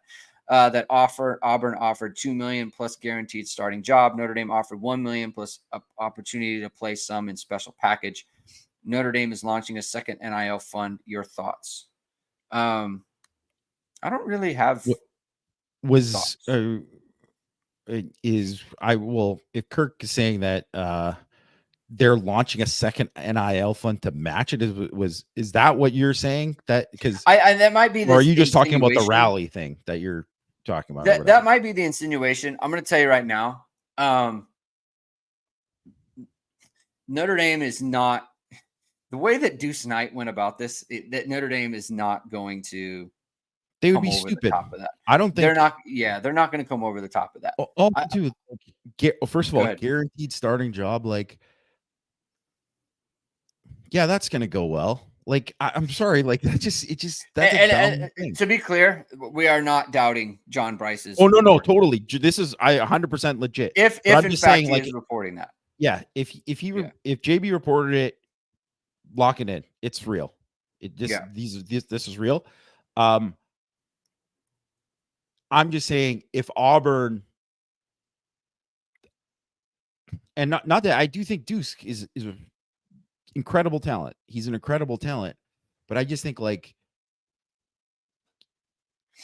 I don't know like where they're at, and I you know I just know that they've been bad, and I don't think it's all the quarterback's fault that they've been bad. And I know they have a really great class coming in terms of just talent, but also they obviously are spending a ton of money to get all these guys in this class. It's very much a Texas A&M like 2022 class kind of vibe that they're doing, where they've like flipped a bunch of guys that whatever and all that kind of stuff. But I don't know, like not all those guys are gonna hit. So it's just like, what are you gonna do when all these things? It's like, you sign the money free agents to somebody and then they don't hit. And if there's so many of these guys that don't hit, and especially like I was talking about with the defensive linemen, a lot of these guys aren't good enough to play right away. A lot of it is like it takes time and there's different, timelines for these guys. I don't know. Like I just think it's wild. It's wild to Auburn is not even the 2 million part, whatever. Like you got the money, give it, whatever. It's the guaranteed starting job thing is just like I think just straight stupidity. Yeah, and look, and CFB Hurt says I don't.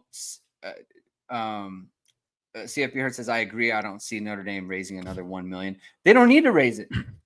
Notre No, Dame they would has the have it. money. They'd Notre Dame have it has if the they money. wanted it. They That's wanted not to it. do it.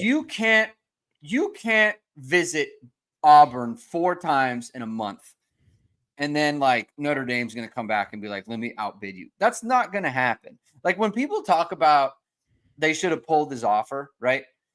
The way that they are saying, "No, we're not having this stuff," is by no. You want to go to Auburn, go to Auburn. And I'm sure what happened is like Auburn was sitting around waiting for Deuce to go public. I mean, he probably committed to Auburn silent like a month ago. There was probably Yeah. like some negotiation going on, right? Oh, Now yeah. that's speculation on my part, but like to No, he was a me, silent for a bit. yeah, he was a silent for a long forward, time. yeah. To me, in the beginning, Deuce thought, you know how Jamie, you know how like people they want to lose weight and they talk about how they want to go on this diet that's going to change their whole lifestyle and stuff. And it sounds great. And you like commit to it. And I'm going to start Jan 1. And then January 1 comes. It's like, I don't know if I'm down for that. Like, I'm truly down to like stop eating the way I'm eating. I don't want to change my lifestyle. Like, I think Deuce Knight was like, you know what? I'm going to be different. I'm going to go to Notre Dame. I'm going to Notre Dame and I'm getting out of the South and I'm going to be a different guy, right? I'm not going to do the thing that everyone expects. And then it came down to it, and he says, "You know what? I don't know if I want that. I'm just staying in the South. It's fine. I want to play in the SEC." I think that's what happened, in my opinion. No reporting. That's just my read of the situation. So this isn't an NIL thing from Notre Dame. Is my main point. Irish Nut says, if Jeremiah Love gets hurt in the U of L game, do they put Price in or do they leave him on the bench because of the fumble? And why didn't Love get benched when he fumbled in the Miami game? Are the rules the same for everyone? Because Leonard fumbled in the Miami game, but he wasn't brought out even for a series. Also believe that Osbury is playing the best as an every down backer. What say you guys? The rules are definitely different. Not everyone is the same, and that's just life. That's just how it is. I do think if Love got hurt, they would have put in Price though. They would have. And we also, I mean, we don't need to kind of rehash it, but we said like the reason Price got benched was because Ford fumbled right before him, and they were like, "Hey, no one, that's it, whatever." Right. So it was the context of the game and all that too. So, Yeah. And Osbury has played well. And I think that um I don't know. I think a lot of I don't know if I would say he's playing the best out of all the linebackers. But he's He had a up there. couple misses on their last He touchdown has drive, like to some me, pretty I bad see missed a lot tackles. of good stuff from Osbury, but then I do see some things, there because he's smaller too. That is the thing. So it's like he is definitely not scared to stick his nose in it, but I think sometimes he can be a little bit over aggressive at times, and he just says he's hasn't quite mastered of like being like, oh, I shouldn't trigger here. This is when I got to trigger. Like he's triggering a lot, which is it's better to do that than to be passive, but it's not the thing. So I think he's played really well, and for a guy who's playing in his first year, the trajectory for him is great. Like I think he looks like he's going to continue to be a really good player for Notre Dame. Yeah. Kirk DA Fitness, thank you again for the super chat. Wasn't saying second fund is for Deuce Knight. Arkansas NIL is 5 to 7 million. Tennessee, Alabama, Georgia, Ole Miss, and Texas A&M are 12 to 14 million. Ohio State is 20 million. Notre Dame is above Arkansas, but below the others. Okay. Got it. I mean, look, they are starting a second fund, so they want to be amongst the top. So, thank you, Kirk, for those comments and that super chat. Appreciate it. I don't think people have to worry about like people want to give money to Notre Dame. Yeah, they will be fine when it comes to that competitive for there. Yeah. Next question. Brian 61, 105 scholarship limit. How do you incorporate it? Stack traditionally hard to recruit positions and see what clay becomes art. More aggressive portal acquisitions. Give me a 63-year-old dude shot at quarterback. Yeah. So what do you think? 105 scholarships. I don't know. I think it's gonna be really interesting because I thought about this thing that he said about stacking those positions, but it's just one of those things where you're just not gonna. There's just not enough reps. To go in practice, so it's like one of those things where you can say like, guess what? Well, we're bringing 2 quarterbacks in every year. It's like, well, guys are just gonna leave. Like it's just so maybe both in a class like that's gonna happen, right? So it's easier said than done when it's saying like, hey, we really need to get a lot of offensive tackles. So we're gonna sign 2 extra offensive tackles in each class. It's like it's just a lot easier said than done. And then also too, you also don't want to have like, hey, we want to get more defensive tackles. You take a bunch of chances on defensive tackles, and then they end up being guys who are scout team guys for 4 years, right? Like, no, you don't want to have that either. So I think it's got to be like fluid, and you got to kind of know exactly like what your needs are each year, and you have to be really on top of it. And you got to treat it like an NFL franchise in a lot of ways of like where you're at, what you need to get in certain things, and different years. Portal is going to be more important, but I think with the portal acquisitions, I think it's one of those things where it's like, what are you kind of looking for, and like, how close are you to, or like, is this someone who's really going to put you over the top? Because if it's someone who's going to be like a 1-year person that you're going to give a lot of money to, I look at all the people who've complained about Sam Hartman and Riley Leonard, right? It's just like, and obviously a quarterback is always going to get money no matter what. But I'm just saying, like, I don't know what the right answer is for the portal in terms of like how much money you're allocating to that. But I think it's always going to be Notre Dame will always be a program where you're going to have to develop over time. I think the best thing about the 105 scholarships is no one will ask about scholarship limits ever again, because, Notre Dame, like, they can't fill 85. Yeah. I'm never like, you know what? I wish there No were one's just going to be asking, can they get down to 105? Like, it's yeah, not going to happen. like no one's. I can't remember. Like, man, if Notre Dame only had 20 more scholarships for this thing, that would be great. Like, so, but at least the question won't be asked. I'm excited about that. Irish One asks, how do you feel about players who leave their team within a season or decide to shut it down to preserve a year of eligibility? This is not to throw Jaden Mickey under the bus, but thinking about it in broader terms across college football. You both played. How would you react and feel if one of your teammates recently was contributing, suddenly decided to quit? Um, I, I mean, it's just reality. Like players they have to do what they have to do. Like I don't think the thing is Jaden Mickey doesn't want to leave the program, but he has to right now because of the 4 games. He doesn't want to lose the year, so he kind of like that's just the way it is. He has to leave.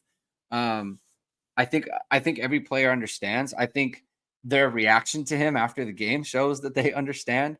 Totally. And I think for most, like if you're like Leonard Moore or somebody, he just played He's 76 excited. snaps. He's You know, excited. like Yeah. yeah. So like I think for him it's good. I mean, also like every situation is different, right? And you have to look not so much at like if Riley Leonard, let's say he balled out for the first 4 games and like his shoulder. Okay, let's put it like this. Let's say the first 4 games, 5 games, he's playing great, right? And everyone's talking about him. He looks good. And then he gets the little shoulder injury like he got against NIU. And then he's like, you know what? I'm shutting it down. Like that would be different. Because then it's like guys would be like, well, you can obviously play. You're protecting yourself. And you came here to, like, you just used the program essentially. And now you're leaving the team. They would look down on him, but at the same time, they probably feel good about Angeli and or Minchie and or whoever. So it's all within the context of each situation. Generally speaking, I think guys will always side with the player in them doing what they have to do, what's best for them. It's my opinion. Yeah, I think so. Irish One, he also asked in the thing about what happened to working harder, overcoming adversity, and tried to win playing time back. And I think it's a fair question because, there is something to it. You don't want to see people like quit, but I also think it's a totally different situation for someone like Mickey, who's like, he's played his 2 years. He didn't redshirt his first year, right? So he's played 2 years. So he only has 2 more years left. So if he plays out this full year, he only has 1 year. And that 1 year, if it doesn't go well at a new spot and it doesn't work out, football could be over for him.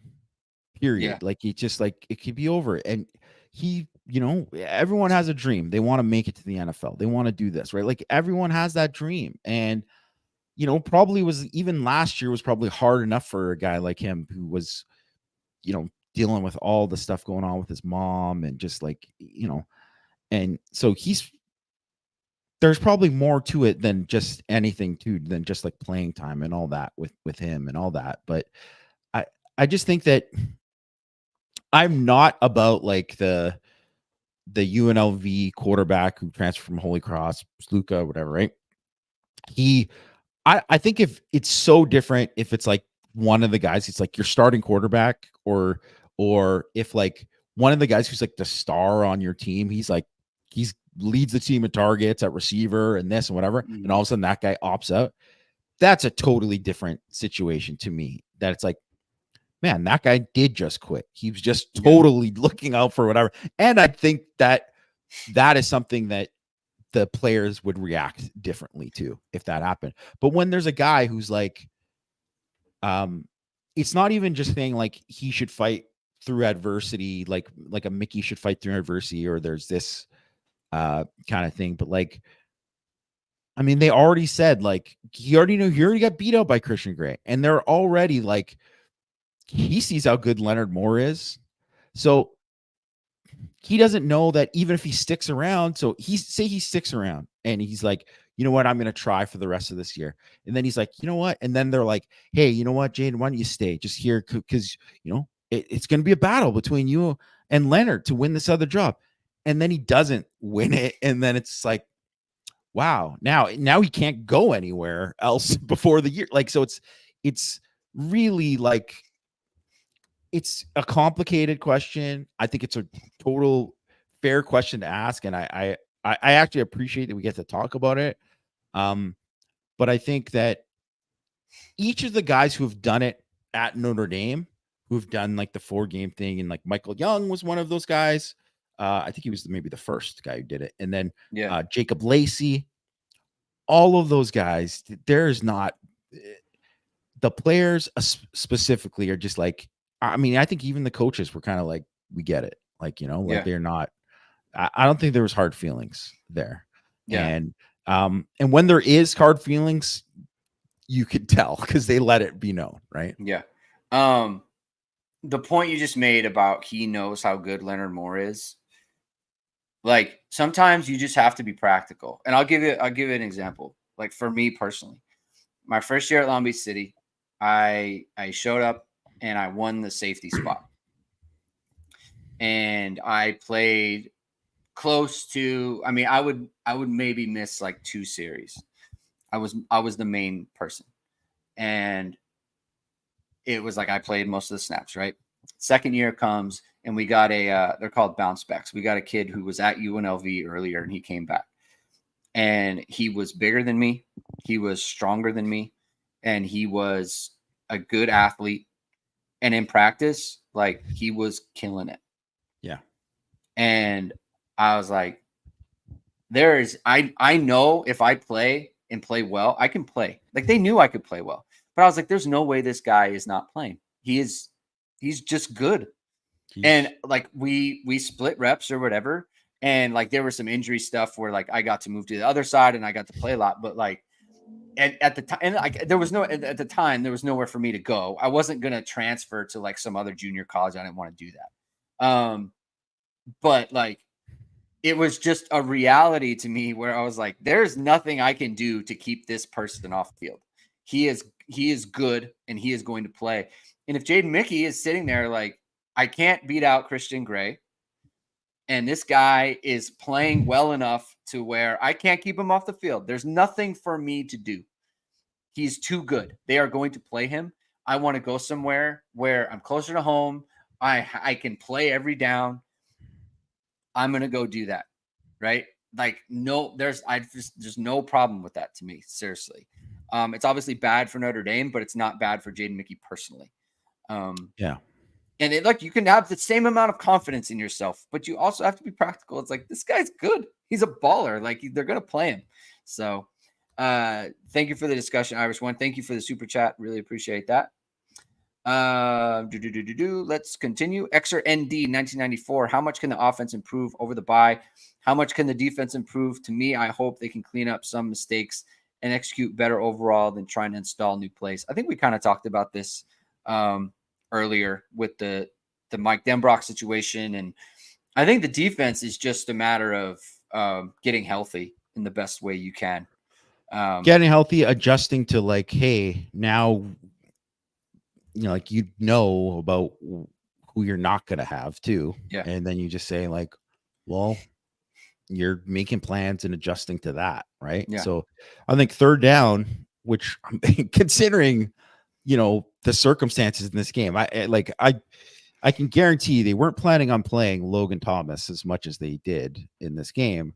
But you gotta, and they might've thought, before the game, I think they thought before the game, maybe they thought with Josh Burnham, maybe it's a long shot with Burnham, but they thought they were going to get Christian Gray. They thought he was playing. Yeah. So, now they get a chance to kind of, work around all this kind of stuff and figure out different things. And I think that's part of what the bye is for.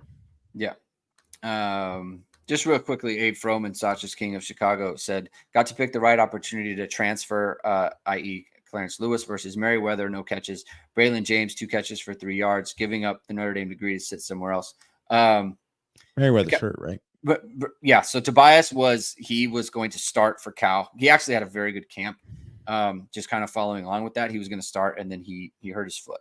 So that's why he's not playing for them. But I do know like he was going to play a lot for them. Braylon James, that was whatever. That was a mistake. Yeah. But Abe Froman, I just wanted to clear that up because I had intel on that.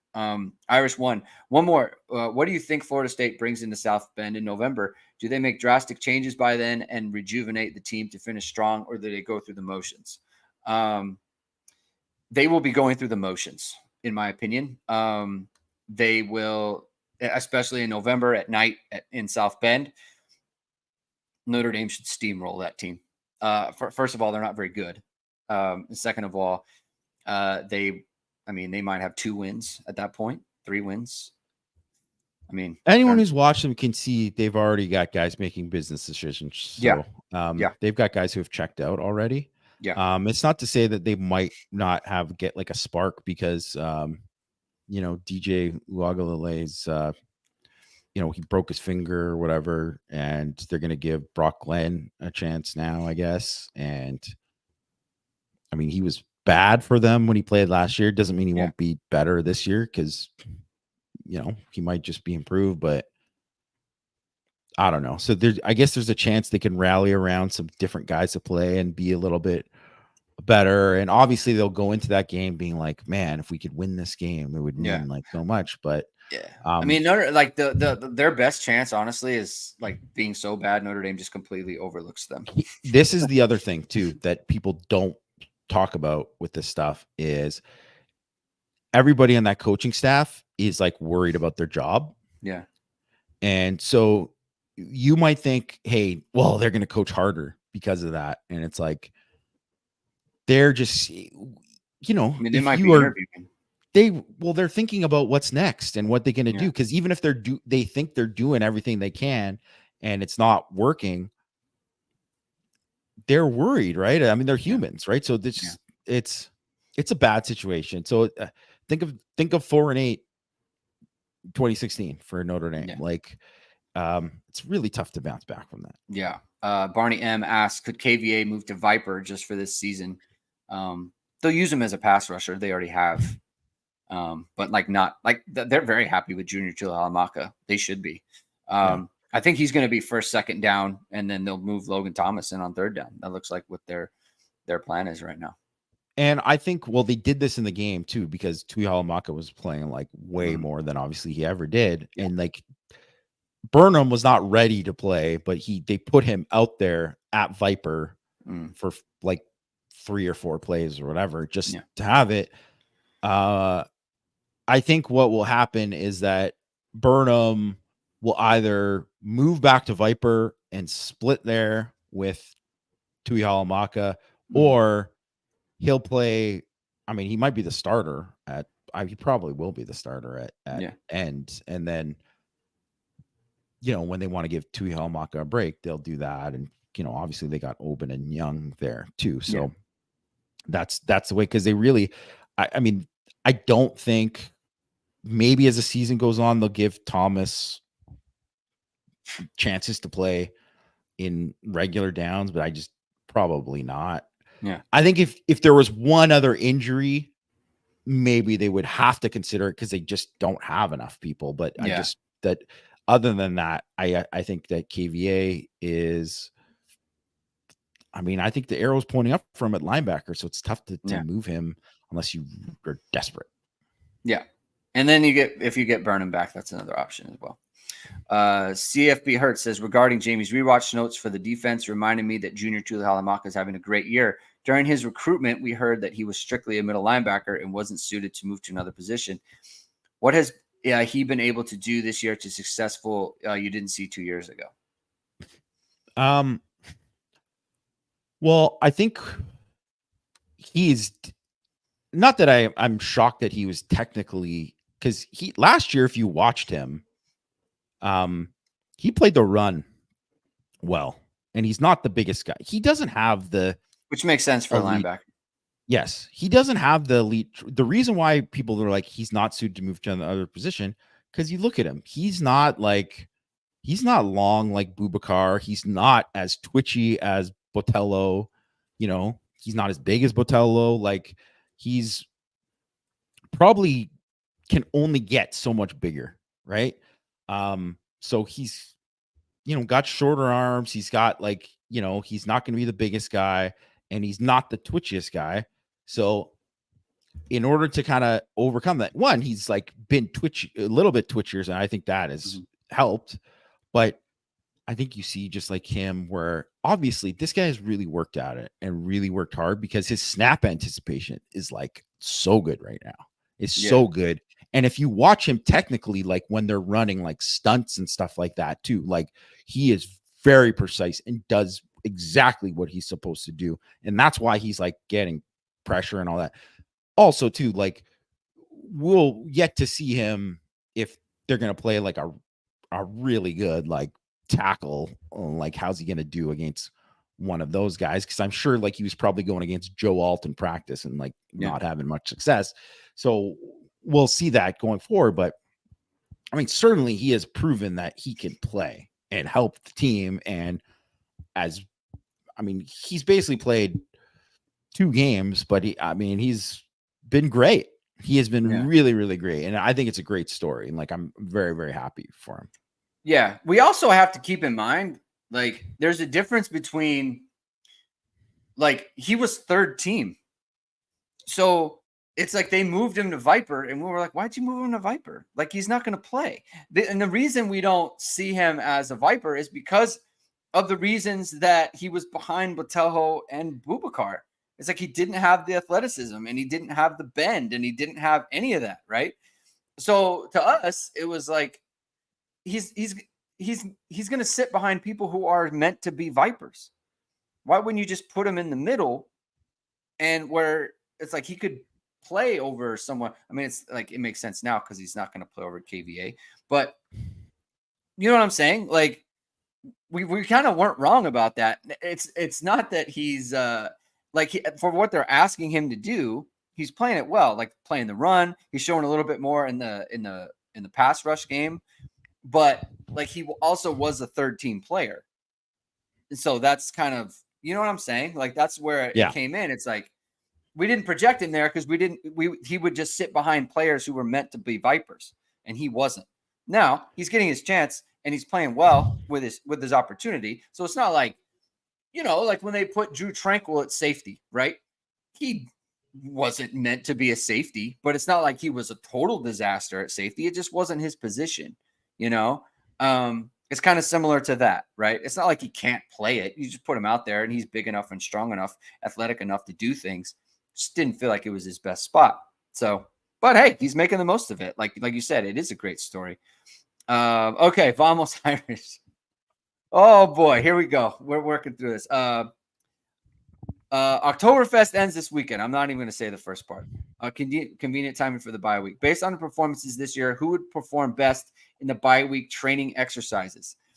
Stein holding competitions. Contestants hold a 1-liter Stein straight out, and the one who holds it up longest wins.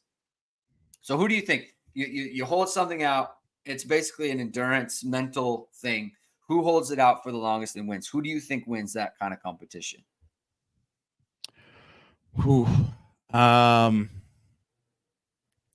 I'm just gonna say Riley Mills, because he just looks like a guy who would just be holding a Stein out and be able to, like, he looks like he was maybe an extra in the movie Beer Fest. Like one of those, he was maybe the stand-in for one of those bodybuilder guys who was on the German team. Like, he's just a big dude who could probably carry a lot. So I guess I'd go with Riley Mills for that. Yeah, I'm gonna go Riley Leonard. He seems like a kind of guy who it's like, I'll do whatever. Like I'll bet you he wins like all of the little competitions. I was thinking he would be like the beer pong guy or something. Yeah, like anything, any competition. It's like I'm actually, seems like he's good at everything. Yeah, I'm great at beer pong. You know what else I'm great at? Flip cup. You know what else I'm great at is like every other thing. Like annoyingly good at little things like that. Barrel rolling race. Contestants roll a full beer barrel across the finish line, kind of like sleds. What do you got? I'm gonna say Howard Cross. Mm, I just think that's he's good. just like one of these guys who's just like would be like just relentless with it. So he would be my pick. Oh gosh, that's Maybe actually, you know what? I'm switching it to Donovan Heinisch because Donovan oh, Heinisch is just straight up bulldog. He would just go and just nonstop.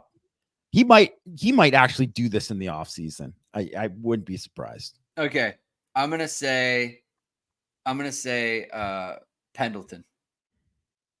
That's I like another good one. Pendleton for this. He's got This the is a good. build. Yeah, he's got the build for it. Polka dance off, pretty obvious. I'm gonna go first. I'm gonna say polka dance off. Jeremiah Love. He's got the He's got sweet those feet. feet. He's got Got the those sweet feet, feet. I'm man. gonna agree with you. Yeah. Okay. Sausage eating contest. Who can meet the most bratwurst within 3 minutes? What do you got? Who's Oh yeah, I eating the forgot. most? Estimate eating the hot dog. Yeah, I yeah, yeah. forgot about that. Oh yeah, that was great. See, for Would have made me, all this is mad the at one. team. I'm going Heinisch for this one. This is the one I've got. Heinisch, nah, you know what? He can't put on that weight though. So I'm not gonna do it. I'm gonna go Sean Seviano. This Okay. guy, we know he's got the LBs. Yeah. Guarantee that guy could house a bunch of bratwurst. Okay. All right. Thank you, Oscar. That's a lot of fun. Chris ND.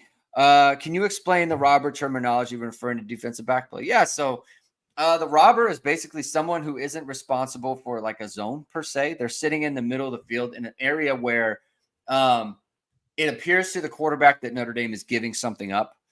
And so you see it's like, oh, for example, Ben Morrison is playing behind the receiver in this crosser, playing significantly behind.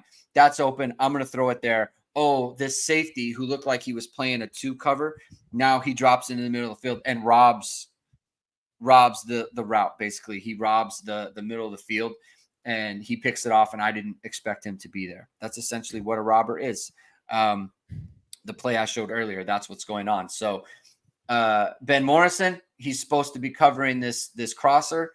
I see he got picked up.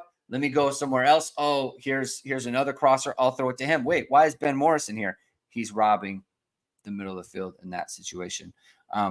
That's what the robber means. So, and in what Notre Dame's doing, that's like a unique thing is usually there's one robber and one robber only.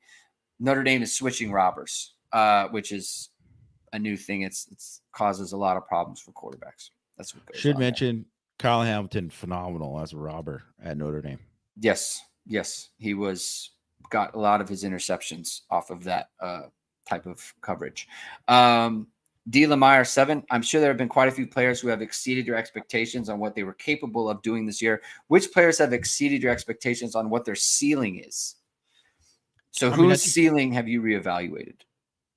Tui Halamaka has got to be one of them, right? For sure. Like, I think, I wasn't sure he was capable of this. So he's, exceeded expectations. In terms of their ceiling overall, I don't know. I think he might be the only one really for me because all the guys who are playing well, it's not like and even the young guys who have played and done well, maybe they've like exceeded like where they're at right now, but I liked all of them. Oh, yeah. Kennedy or Locker. I mean, I think that's somebody that, you could say that too. Those two, but not many others, I not to kind of, toot my own horn, but a lot of these guys that are playing early right now, or like Adon Schuler, like, I mean, I wasn't the one who knocked him down to a 3-star as a senior. What a dumb move that was. The guy's a baller, like, and he's, and he was awesome his senior season. His senior film was great. So I was like, that doesn't look like a good move to me. I don't know if he didn't he didn't throw discus or something, so he got dinged or whatever, but like, the guy's a baller. Like So not that I don't know if I thought he was going to be this good this early, but I always had a very high, high opinion of his ceiling. Yeah. I'm gonna say Jeremiah Love again. Like he could win the Doak. Maybe not this year, but next year he could. Yeah, and he could be like a really high pick, and yeah, like he could be like a second, first. I mean, on first round is hard because I mean, like, but if he shows some of the receiving stuff, he could, right? Like he's another guy I was very high on too. So I mean, I was high on him, but I didn't think it's like he's gonna win the Doak. Tough too, very tough. So he's very good football player. BVZ says, is Tyler Buckner going to be stout team quarterback for Navy prep?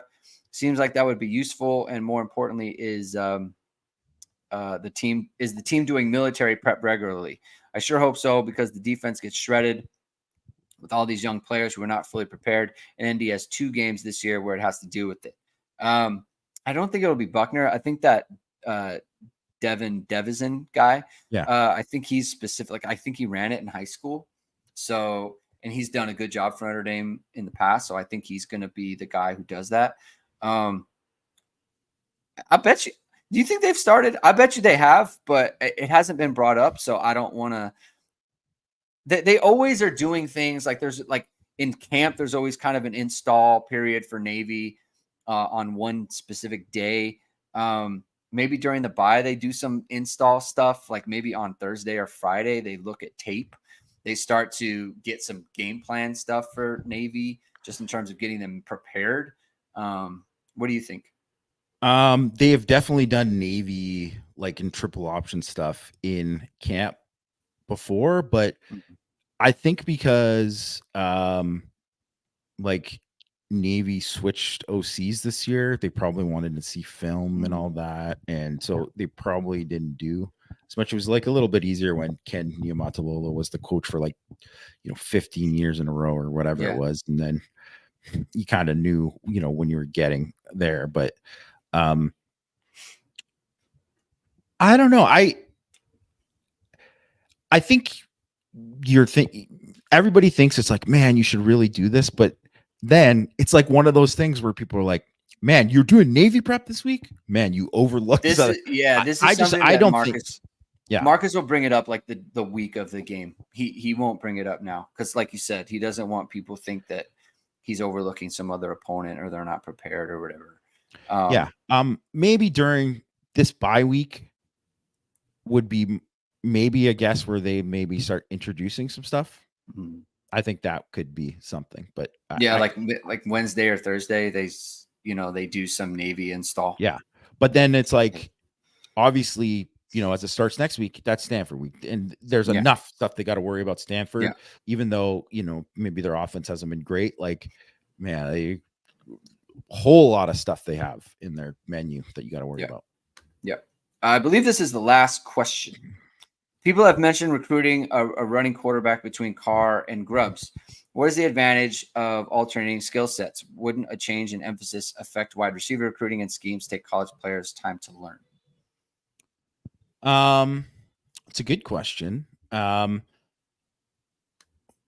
I mean, I kind of go back to being like, you should always have a dual threat at each time. Like the guy should always be, even if the guy isn't going to be like a big Riley Leonard type runner, that guy's got to be able to escape and he's got to be able to move. And it's just so important to kind of have that, because if you don't have that, look at the list of quarterbacks that have gone against Notre Dame that have been like, oh, this guy's a pocket guy. Well, see you next week, because they're not scoring many points. It's just right. It's very, very difficult, right, against a good defense to not have that extra. Because even if you look at Tyler Chuck in this game, like, one of those plays was an incredible play where he's outside the pocket and throwing that sidearm throw, right? So you got to have a little bit of that. And I do think that, when you have but like you kind of have this and you have, you got a pocket guy who's in the class in, the next one after, it does make it a more of a priority to get somebody who is someone who can run and escape and all that. I think that is important. So I think I don't know about the change in emphasis though affecting wide receiver recruiting, because you always have that guy's got to be able to throw, right? Because even if you Right. look at Deuce, like Deuce is a freaky athlete and a runner, but one of the things why Deuce moved up in the rankings was because he progressed as a passer this year and Yeah. was like doing good at like 7 on camps and all that. Yeah. I mean, look at, Milrow. He's a versatile guy, right? Like he's Yep. running around. Jaden Daniels last year, he's running around. Caleb Williams is running around. Schemes are schemes. They should be excited. I mean, you got to see it on the field with that. There is one more question. Envy Irish says, any changes the staff can make to the defensive schemes to cover up the injuries at Viper? How do they adjust the coverages, giving Junior getting the majority of the reps? We've talked a lot about this. There's not really schemes. There's not really schemes there. Like Notre Dame's always a pressure team. They're not generally not relying on just a 4-man rush to get over on teams. Junior's a good enough athlete in coverage too, where I like he can hold up there. Like there was the KVA sack is a good example of Notre Dame was in a cover 3 and they wanted the out route to the boundary side, which that Junior Tuliamaka was on, and he dropped right into the out route, and Tyler Shuck had to eat the ball, and that's when KVA came in and sacked him. So he can definitely do it. It's in his bag. I don't know that Notre Dame needs to change the scheme at all, which is nice, right? I don't think they have to do anything to kind of change things with him in the game. No, I don't think they have to either. The only kind of change you might make would be like based on who's playing on third down now. Yeah. So they might decide that because you lost 2 guys who were with Botello and Traore, like and we're assuming Traore is out for the season. Like we don't know. Like Greg said, it's not our story to tell, but guess what? It was pretty obvious it wasn't a good injury, guys. Yeah. So those guys, with those guys out, those were 2 guys that were like running stunts together. Like it was and they were good and it was great. So without those guys, KVA all of a sudden was, doing some stuff. And now it's like, now KVA, you're going to be a fixture. And like, that's going to be there. And like Sneed, and I know whatever, like, what's happening with Sneed? Was he happy or whatever? Is he going to play in the base downs or whatever? Like, I'm going to tell you what, they need Sneed on just as an edge rush guy. They're probably going to need it unless they get like more from Oben or Young. I mean, obviously Logan Thomas is all of a sudden going to get, in the mix there. And Sneed has actually been good in coverage on third downs too. So I should say, but like, so there might be stuff with that, but other than that, I mean, that's the only real thing that kind of pops for me. Yeah. And Sneed needs to hang in there because they've played 5 games and you got to hang around. You got to hang in there. Look at Junior T. Look at Junior Tuliamaka. It's a great example. That's going to do it. Thank you, everyone. If you stayed for the whole time, congratulations. You're an absolute legend. Thank you for doing that. Thank you for being here. If you like what you heard today, please hit the like. Please hit subscribe. Please hit the notification bell soon, whatever it is. We're going to go live. The links to the podcast are in the description below. We'll be back next week. We'll talk about Stanford and everything. Have a good weekend, everyone. Enjoy the bye. Have a good one. Keep hitting and hustling.